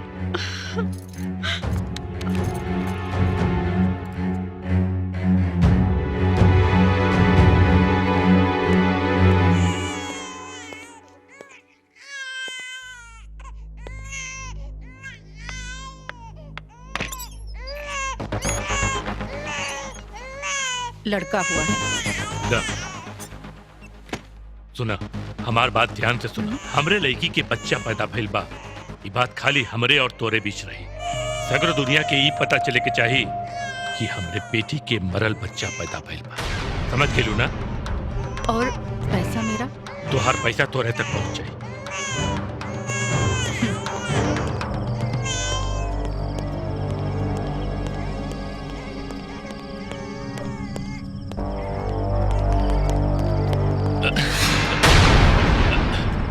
साजन बाबू, आप यहाँ? हमार किस्मत भले करवट ले ले लोग, लेकिन हमार समय हमारे साथ चला था ससुर जी। कितना बदनसीब भाई बच्चा कि एकरा पैदा होते ही रानी पाप समझ के एकरा के दुत्कार देहलिन। एकर मतलब ये हमार खून है? हाँ साजन बाबू, ये तोहरे खून बा। यही से एकरा के देखते ही रानी का खून खौल जाता। कहाँ ले जाता नहीं ये मासूम के? ये बच्चा से जितना नफरत रानी के बाद, उतने नफरत तोरा के एकरा से हो कि यह सोच के हम एकरा के अनाथाश्रम लेके जाता नहीं। ससुर जी, महतारी का आचरा भले मासूम खाती कफन बन गए लोग, लेकिन बाप के प्यार एकरा खाती अमृत बनी। और बाप के रहते बेटा अनाथ में के हो सकत दी हमरे बेटा के। देखी, हमरा के गलत मत समझी साजन बाबू। हम रानी के चित के आके मजबूर पानी। देखी, हम अपना रिस्क पर ये बच्चा आपके दे सकत बानी, लेकिन एको शर्त बा। हम अपने औलाद खाती शर्त के हर वो पिंजड़ा में कैद होके खाते तैयार बनी। अपन चाहत तब बताई। हमार ना रानी की चाहता। देखा, ये लड़का का परछाई भी वो अपना ऊपर ना पड़े देवे के चाहता नहीं। और न तो हार वादा करा, ये लड़का लेके कब्बो तू रानी के पास ना आई बा, ओकरा जिंदगी से हमेशा दूर रहबा। जौना औरत के ममता अनहर हो गई होके, वो हमरा के देखे के काबिल नहीं के।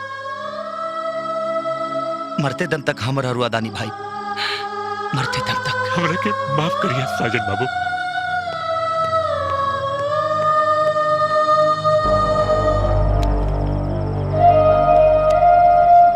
लगा था अपन चरित्र बचावे के चक्कर में लड़का देख के हम गलती करते नहीं।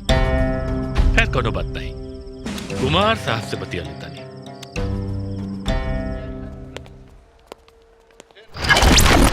देख ले, ये हमारा रास्ता का काटा कौनो कीमत पर बचे के ना चाहिए। फिनिश। ठीक बा? ठीक बा, जो।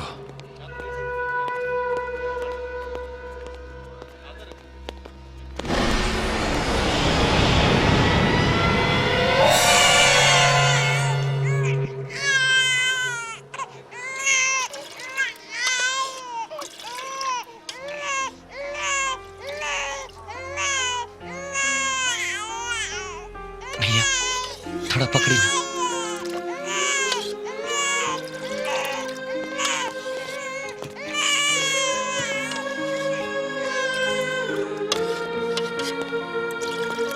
भैया तनी दूध के बोतल और दूध दे देना।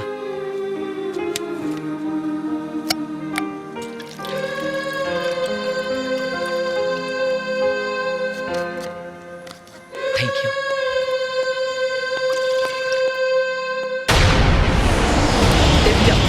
ये हमार बच्चा रला, वो आदमी कहाँ गए? अरे वो तो चल गए। ए भैया बच्चा के देखला हमरा। भैया हमरा बच्चा के देखला। नो नो। भैया एक आदमी और छोटा बच्चा के देखला का? ना। भैया एक आदमी के साथ एक छोटा सा बच्चा देखे क्या? नहीं भैया। वो देखिए आपका बच्चा।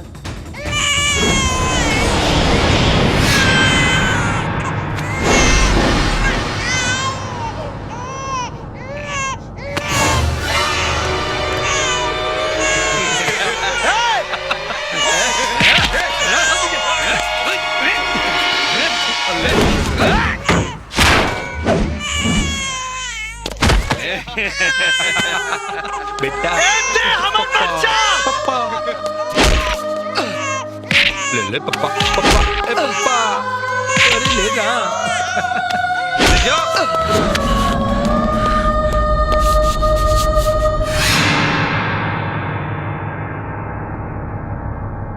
घर तोर बेटा ले ना ले ले ना ले ले ना।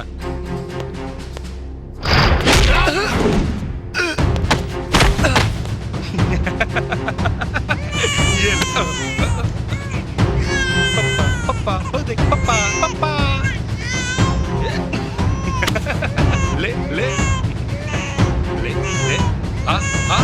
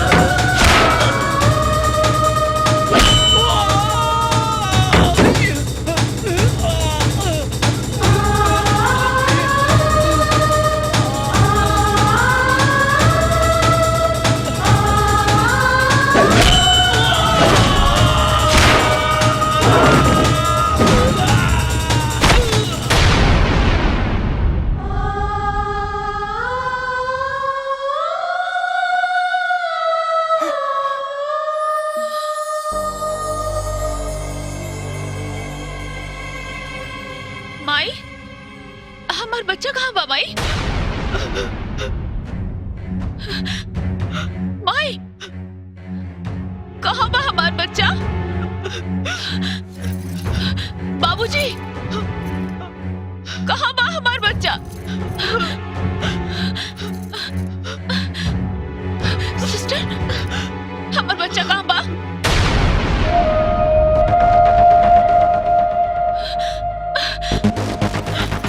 क्यों कुछ बोलत काहे नइखे?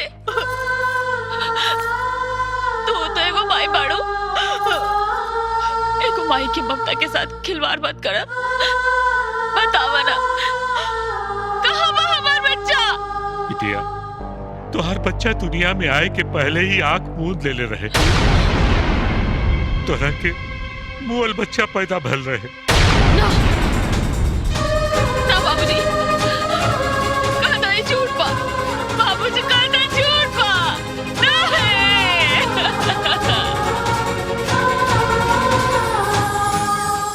बेटा ई तोहर पोता हमाई।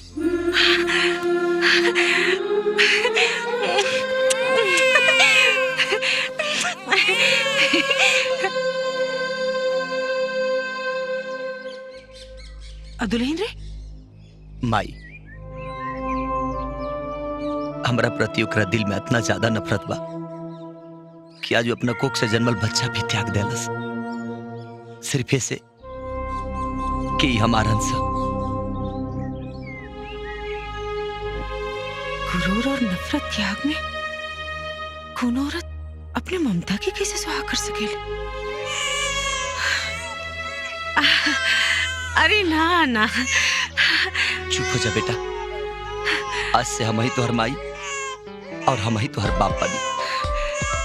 और हम तोहर दादी। बेटा हमने के जीवन में छायल अंधियारा के ई सूर्या दूर करे, हमार सूर्या।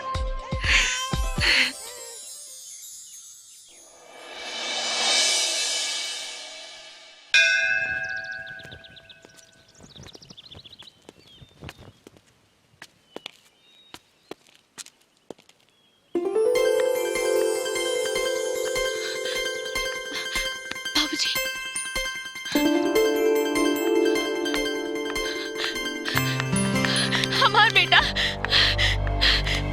का करत बाड़ू? ये तोहार बच्चा ना है, हमार बच्चा है। ना अरे बहन जी, पगला गइल नानी, बा का? नानी, क्या करत हो? ना ना खराब बा। नानी, छोड़ो हमार ओके। बच्चा के अपन माफ बच्चा कर दे, बोलत बाड़ी। माफ कर दे। देखा उठा बेटा, उठा। बाबूजी अरे बेटा ये तोहार बच्चा ना है, तोहरा के तो मालूम है कि तोहार लड़का मरल पैदा भल रहे। बात के समझा बेटा, समझा। ना बाबूजी।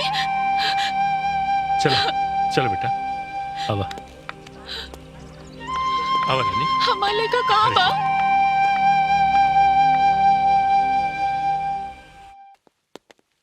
कुमार साहब, हम आपके ऑफिस गए रहनी, वहां से पता चलल कि आप शोरूम में बनी। हसमुख जी, आजकल एक बिजनेस से कहां जिंदगी कटे वाला बा, और ऐसे भी जगह खातिर म्यूजिक कंपनी खोल ले रही, वो संगीत से ही नाता तोड़ ले हलस। देखी ना हमनी के का सोचले रहनी और का हो गई। हम कल्पना के लेके बहुत चिंतित बानी। अब कल्पना के आपे के संभाले के पड़ी। हसमुख जी, माना कि कल्पना हमार कमजोरी रहे, पर लाश का साथ रिश्ता ना निभाव जाला, लाश के दफनावल जाला। अब हम कल्पना के अपन दिल में दफना चुकल बानी।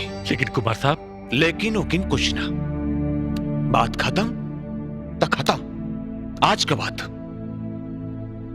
कबो कल्पना के बारे में हमसे डिस्कस मत करिए।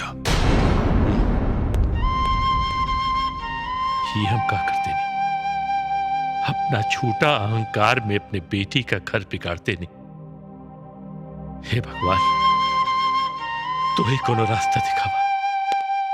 कि हम धरती के राजा, तू रानी नील गगन के, हम साथी जन्म जन्म के, हम साथी जन्म जन्म के, हम साथी। अगर तू धरती के राजा बाड़ा ता रानी के हई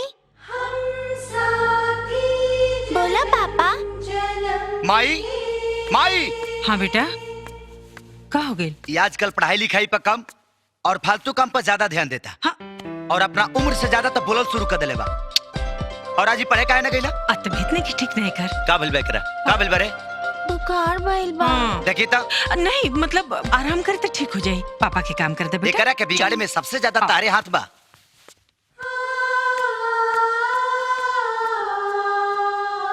गलती से भी कल्पना की दोबारा शादी करने की कोशिश मत कीजिएगा।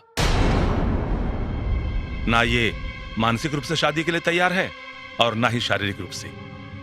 एक बात और, अगर आप लोगों ने जबरदस्ती की तो इसकी बची हुई जिंदगी भी बर्बाद हो जाएगी। डॉक्टर साहब, हमने खाली चाहिए कि वो स्वस्थ रहे, बस ओकर सलामती चाहिए। डॉक्टर साहब, एक के गो बेटी बिया हमार, हमने के वह जिंदगी बिया, रवा कुछ भी करी ओकरा के ठीक करती। एक उपाय है। मैंने गौर किया है कि वो बच्चों के साथ रहना बहुत पसंद करती है। आप उसे ऐसी जगह ले जाइए जहां बच्चे ही बच्चे हों। शायद वो इस सदमे से उबर भी जाए। ऐसा एक जगह बा हमरा नजर में।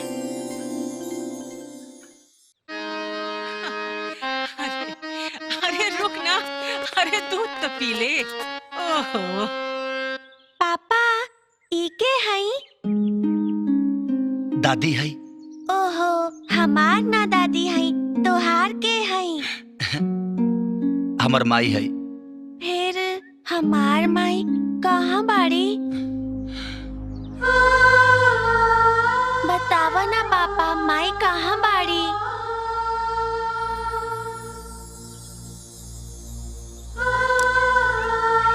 पापा बतावा ना। तोहर माई मर गई बड़ी बेटा। दादाजी के जैसन? हाँ बेटा।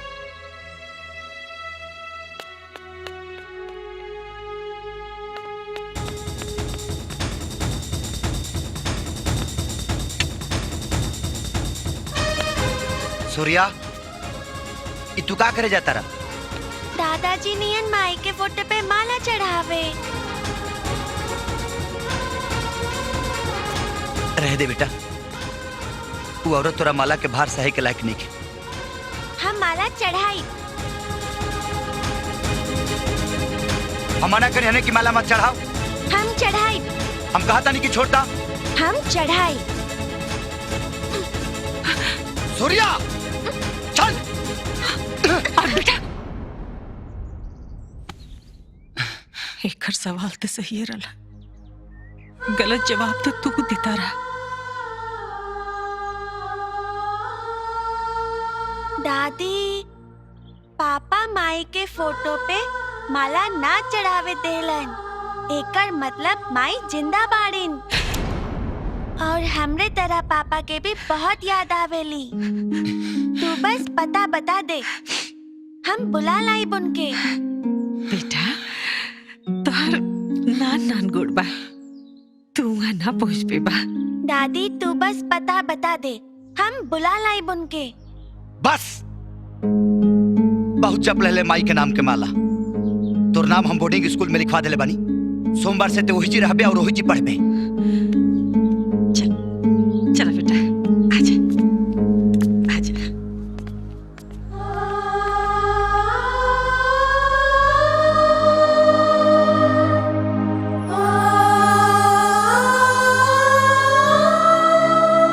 बेटा के छुए छाती फाटा था और माई के ममता पर कोयला पड़ गई।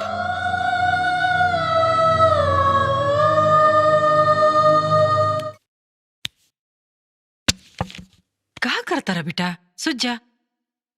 दादी, ओंगी नहीं के लागत, कोनो कहानी सुनावा ना।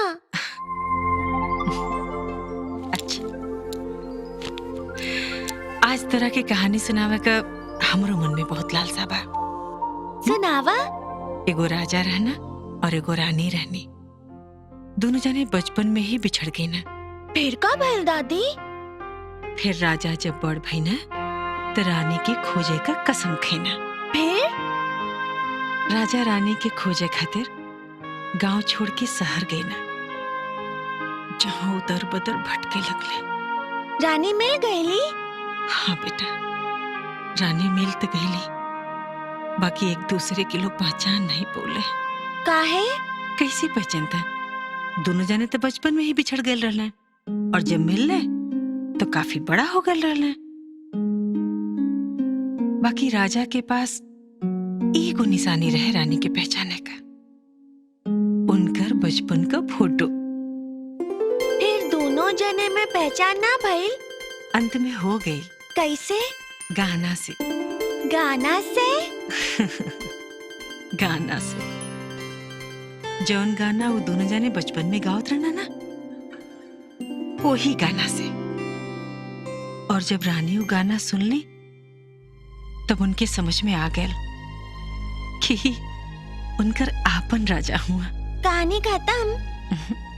ना बेटा, फिर दोनों जाने का ब्याह भइल। हाँ। और रानी एगो सुंदर राजकुमार के जन्म देन। लेकिन गलतफहमी का ऐसा अंधी चलल, फिर से दोनों जाने बिछड़ गए। फिर कैसे मिलल उ लोग?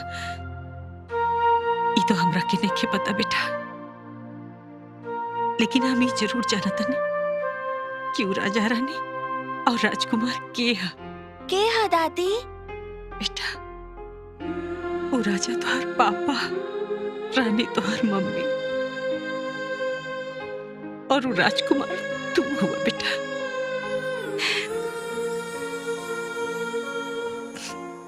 तू रोआ मत दादी, हम वादा करतानी कि ई राजकुमार दोनों राजा रानी के मिलन जरूर कराई।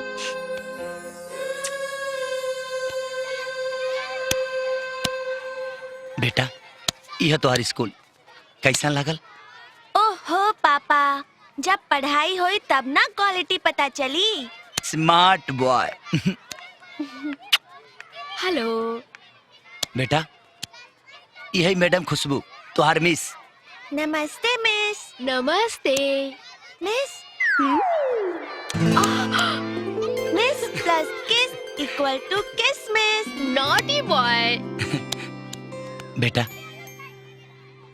हम यहाँ तोरा के अकेले छोड़ के जाता नहीं, तो के तकलीफ नहीं के हो का तू अकेले रह जीवा? ओहो पापा, तू हमार खुशी खातिर इतना तकलीफ उठावेला, और हम तोरा खुशी खातिर इतना तकलीफ ना उठा सकेनी। अब हम बड़ हो चुकल बानी, हम अकेला रह जाइब। ठीक बा बेटा, अपन ख्याल रखिए। बाय पापा, तू अपना ख्याल रखिए। बाय बेटा। बाय। कम बेटा। बेटा, अभी आप अपने हॉस्टल चले जाओ। ओके। आपकी क्लास कल से होगी। Okay miss. दिल पार्क पार्क हो गया। I love Khushbu, I like Khushbu. How it is Khushbu? I am fine sir, एकदम टकाटक। नॉट यू, इस गुलाब का खुशबू बेबी। ओके बुढ़ा, प्रिंसिपल नहीं होता तो इसे जरा सा भी लिफ्ट नहीं देती। I love you Khushbu. Oh sir, same to you.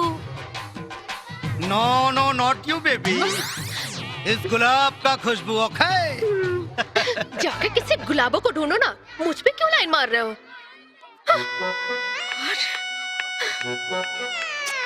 Darling, I am silent lover. Okay, slow poison की तरह स्लोली स्लोली दिल को डैमेज करता हूँ। ओके, आई लव यू।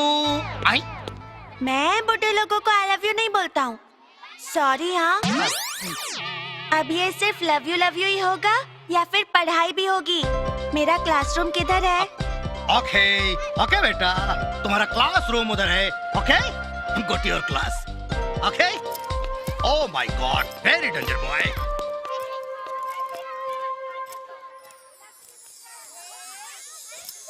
सरस्वती माता, मैंने पापा से कह तो दिया है मैं अकेला रह लूंगा, लेकिन मैं पापा के बिना नहीं रह सकता हूँ। आप तो सबकी माँ हो, अब प्लीज मुझे मेरी माँ से भी मिला दो ना सरस्वती माता, प्लीज। देखा हमारे दोस्त का स्कूल है।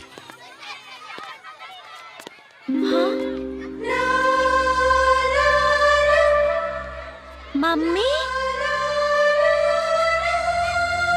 लगता है मम्मी पापा से नफरत करती हैं। अगर मैंने उनको अपने बारे में जाके बता दिया तो शायद वो मुझसे बात भी नहीं करेंगी।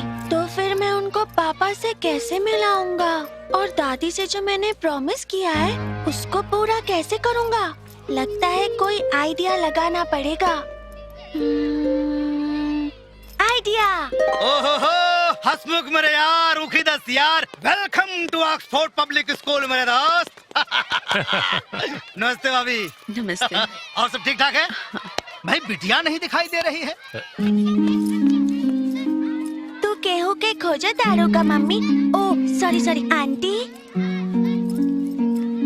हाँ बेटा, अपन बेटा के है तोहार बेटा? तोहरे जैसन हुई। लेकिन हम तोहार बेटा कैसे हो सकेनी? हमार तो सिर्फ पापा है, हम तो अपन पापा के बेटा है।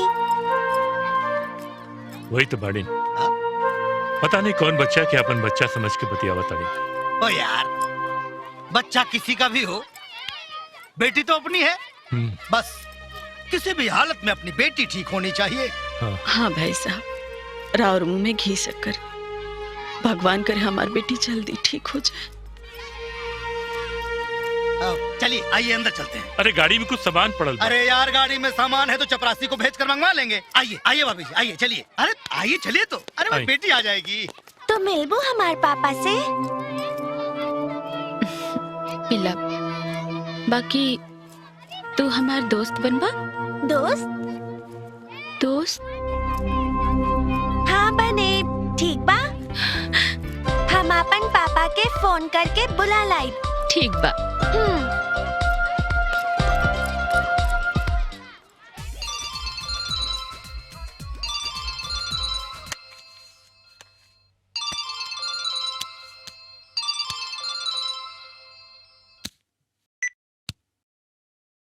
हेलो पापा। हाँ बेटा। पापा, हम रहुआ के अपन एक खास दोस्त से मिलावल चाहता नहीं, बहुत खास दोस्त। अच्छा, लेकिन बेटा हम रिकॉर्डिंग में बनी। आ जाए ना प्लीज, और आते वक्त हमार माउथ ऑर्गन ले आए। ठीक बा बेटा, हम ले आए। ओके पापा, थैंक यू। बाय बेटा।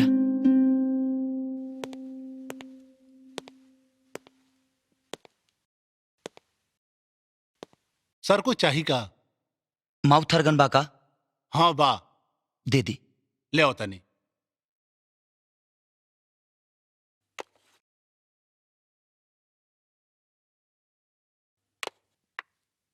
माउथ ऑर्गन बा? एक गो बा। तो हम कहा दूगो मंगले बनी, पैक कर दी। पर ई त इनकरा का दे दिले बनी।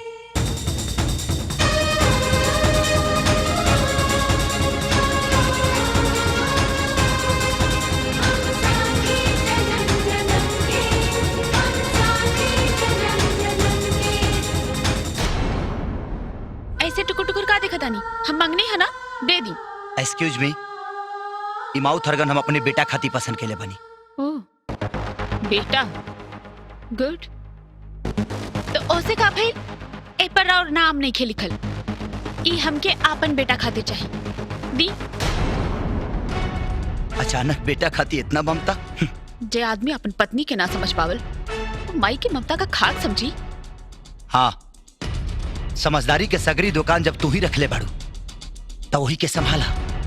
दी सेठ जी, हमरा के दी। ऐसे कैसे? हमके चाहिए माउथ ऑर्गन। ई ली पैसा। कितना भाई? ठीक है सेठ जी, इन्हीं के दे दी। कहे कि दिल जोड़े के हुनर इनका लगे तबाना, वैसे भी हम अपनी बेटा के प्यार से पल्ले बानी, खिलौना से ना।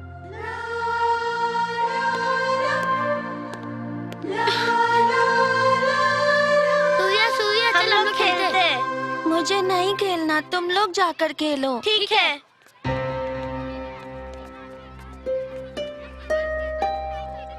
ना पापा आइलन ना मम्मी आइली, केहू के हमार चिंता नहीं खे।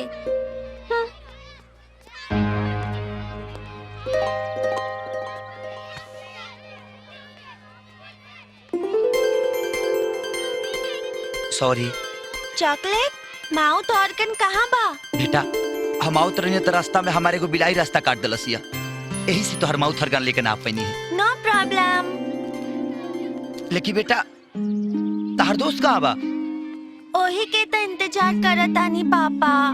बेटा हम अपन शूटिंग छोड़ के आयल बनी और हमार गैल बहुत जरूरी बा। तोहरा दोस्त से हम संडे के मिल ले। संडे के स्कूल बंद रहेला पापा। ओहो प्लीज बेटा थोड़ा सा संभाल ला। बच्चों, आज मैं आप लोगों को एक स्पेशल लेसन पढ़ाने वाली हूँ। The relation of child with mother and father, मतलब बच्चे का माता पिता से रिश्ता। Excellent. Meera? Yes miss. What is father? पिता पाकल पपीता जैसा होता है। Silence, silence. या बेबी? मेरी मम्मी कहती है पिता पाकल पपीता जैसा होता है, जो अपने बच्चों की जिंदगी बनाने के लिए खुद को कमजोर और खोखला कर लेता है। Wonderful, clap for Meera. तुम्हारी मम्मी एकदम ठीक कहती हैं। वैसे माँ क्या होती है, कौन बताएगा? सूर्या? माँ? बोलो बेटा। माँ? लेकिन मेरी तो माँ है ही नहीं।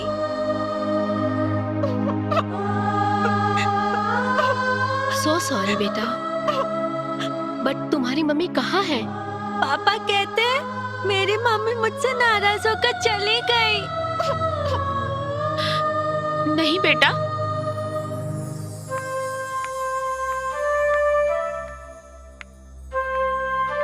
माँ अपने बच्चों से कभी नाराज नहीं होती। अगर पापा पपीता होते हैं तो माँ मेवा होती है, जिसकी ममता कभी खत्म नहीं होती। माँ वो होती है जो अपने आंखों में दुख का दरिया समेट कर भी अपने बच्चों पर खुशियां बिखेरती है। माँ वो होती है जो मरने के बाद भी अपने बच्चों की लंबी उम्र की कामना करती है। तू बनबा हमारी अच्छी वाली माँ।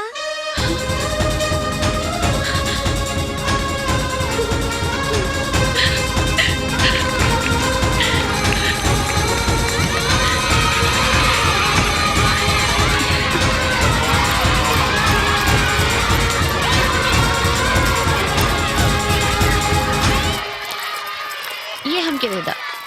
हाँ। इला गिफ्ट। ई का हा? ई माउथ ऑर्गन बा, तारा खातिर gift. Thank you mummy. Welcome. Not welcome, जा हम तोरा से बात ना करब। का भाई? का भाई लमरा राजा बेटा के? पापा लंच टाइम में आके हमरा से मिल लेलन। तू लंच टाइम में काहे ना आइलू? सॉरी बेटा, एगो ऐसा मनहूस शक्ल से मिल गई नी कि गाड़ी के टायर पंचर हो गई, यही से ना पाऊनी। सच्ची? मुच्ची। ओके, संडे के पापा आवे के प्रॉमिस कइले बारन। तू स्कूल पार्क में हमार इंतजार करी है, हम बुला लाई पापा के। ठीक बा। और अगर तू ना आइलू तो हम तोरा से कबो बात ना करब। ना बेटा, हम ना टाइम से पहले आ जाए। ठीक?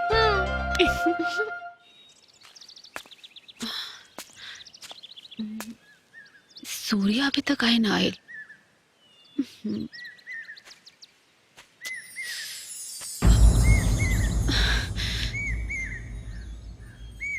तू यहाँ का करता रू? ई पूछे कि हक रवा खो चुकल बानी। हक लिहल ना दिहल जाला। खैर छोड़ा, तुहार का हलवा? एकदम मस्त। और राउर बेटा के? एकदम हमारा पगल बा। भगवान करे खाली शक्ल ही गईल होके, अकल ना। ठीक बा, कबो फुर्सत में तोहरा के मिला आपन अकल ओकरा के दे दिया। हम काहे दे आपन अकल राउर बेटा के? हाँ, ऐसे भी तोहरा से कुछ पावे की उम्मीद नहीं है। वैसे यहाँ केकर इंतजार करता रहो? बाकी हो खास और रउआ? हम जेकरा के दिलो जान से चाहिए, जे हमारा दिल के धड़कन बा, ओकर इंतजार करता नहीं। अभयो दिल बा रउआ लगे?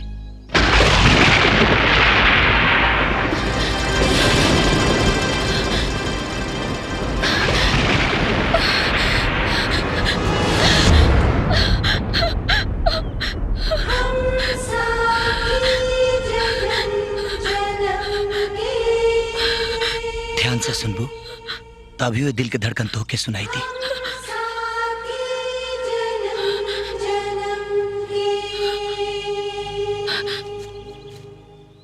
हाँ, हाँ, बड़ा ताजुब होता कि दूसरा पर बिजली गिरावे वाला अभी वो बिजली के चमकला से डराता। बिजली के गिरवले बा, आपन जमीर से पूछी।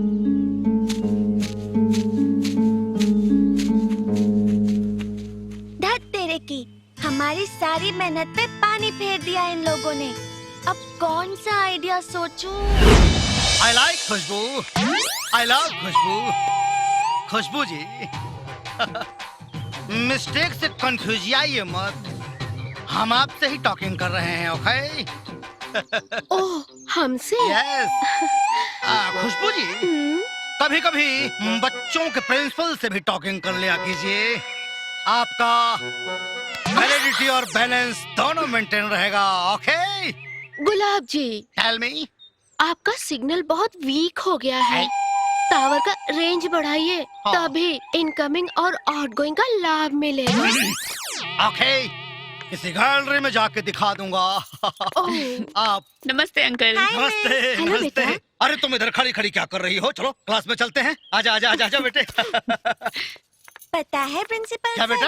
मुझे आज पता चला कि मेरी मम्मी बहुत बड़ी सिंगर है। अरे बेटा, ये तो मुझे पहले से पता है। वो तो आपको पता ही होगा, लेकिन आपको ये नहीं पता होगा क्या? कि मेरी मम्मी ने चिल्ड्रंस डे पे गाने के लिए हाँ कर दिया है। वेरी गुड, फैंटास्टिक फैंटास्टिक बेटा। Thank you. अच्छा अंकल, कोई मेल सिंगर भी आने वाला है ना?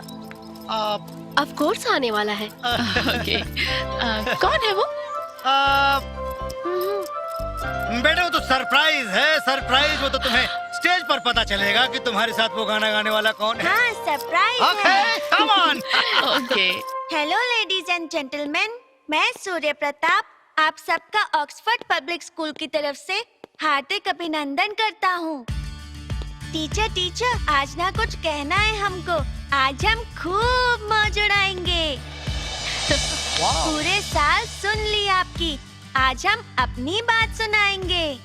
और इस बाल दिवस के शुभ अवसर पर हम सब बच्चों की हौसला अफजाई और इस पूरे कार्यक्रम को संगीतमय बनाने के लिए मैं स्टेज पर आमंत्रित करना चाहता हूँ मशहूर फीमेल सिंगर कल्पना जी को। प्लीज पुट योर हैंड्स टुगेदर फॉर कल्पना जी।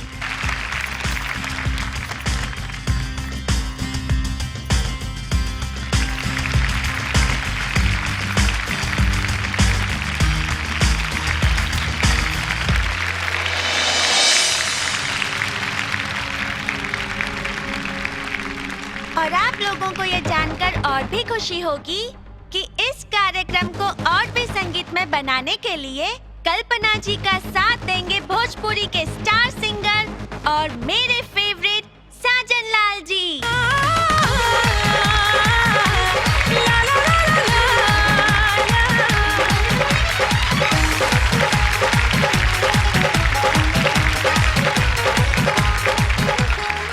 बेटा माइक दे। सभी दर्शकों को मेरा प्रणाम। मैं आप सब से क्षमा चाहती हूँ कि मैं इनके साथ नहीं गा सकती।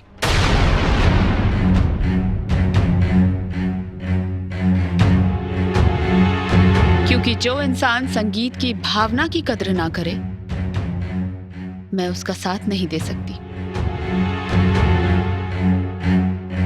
सॉरी सूर्य।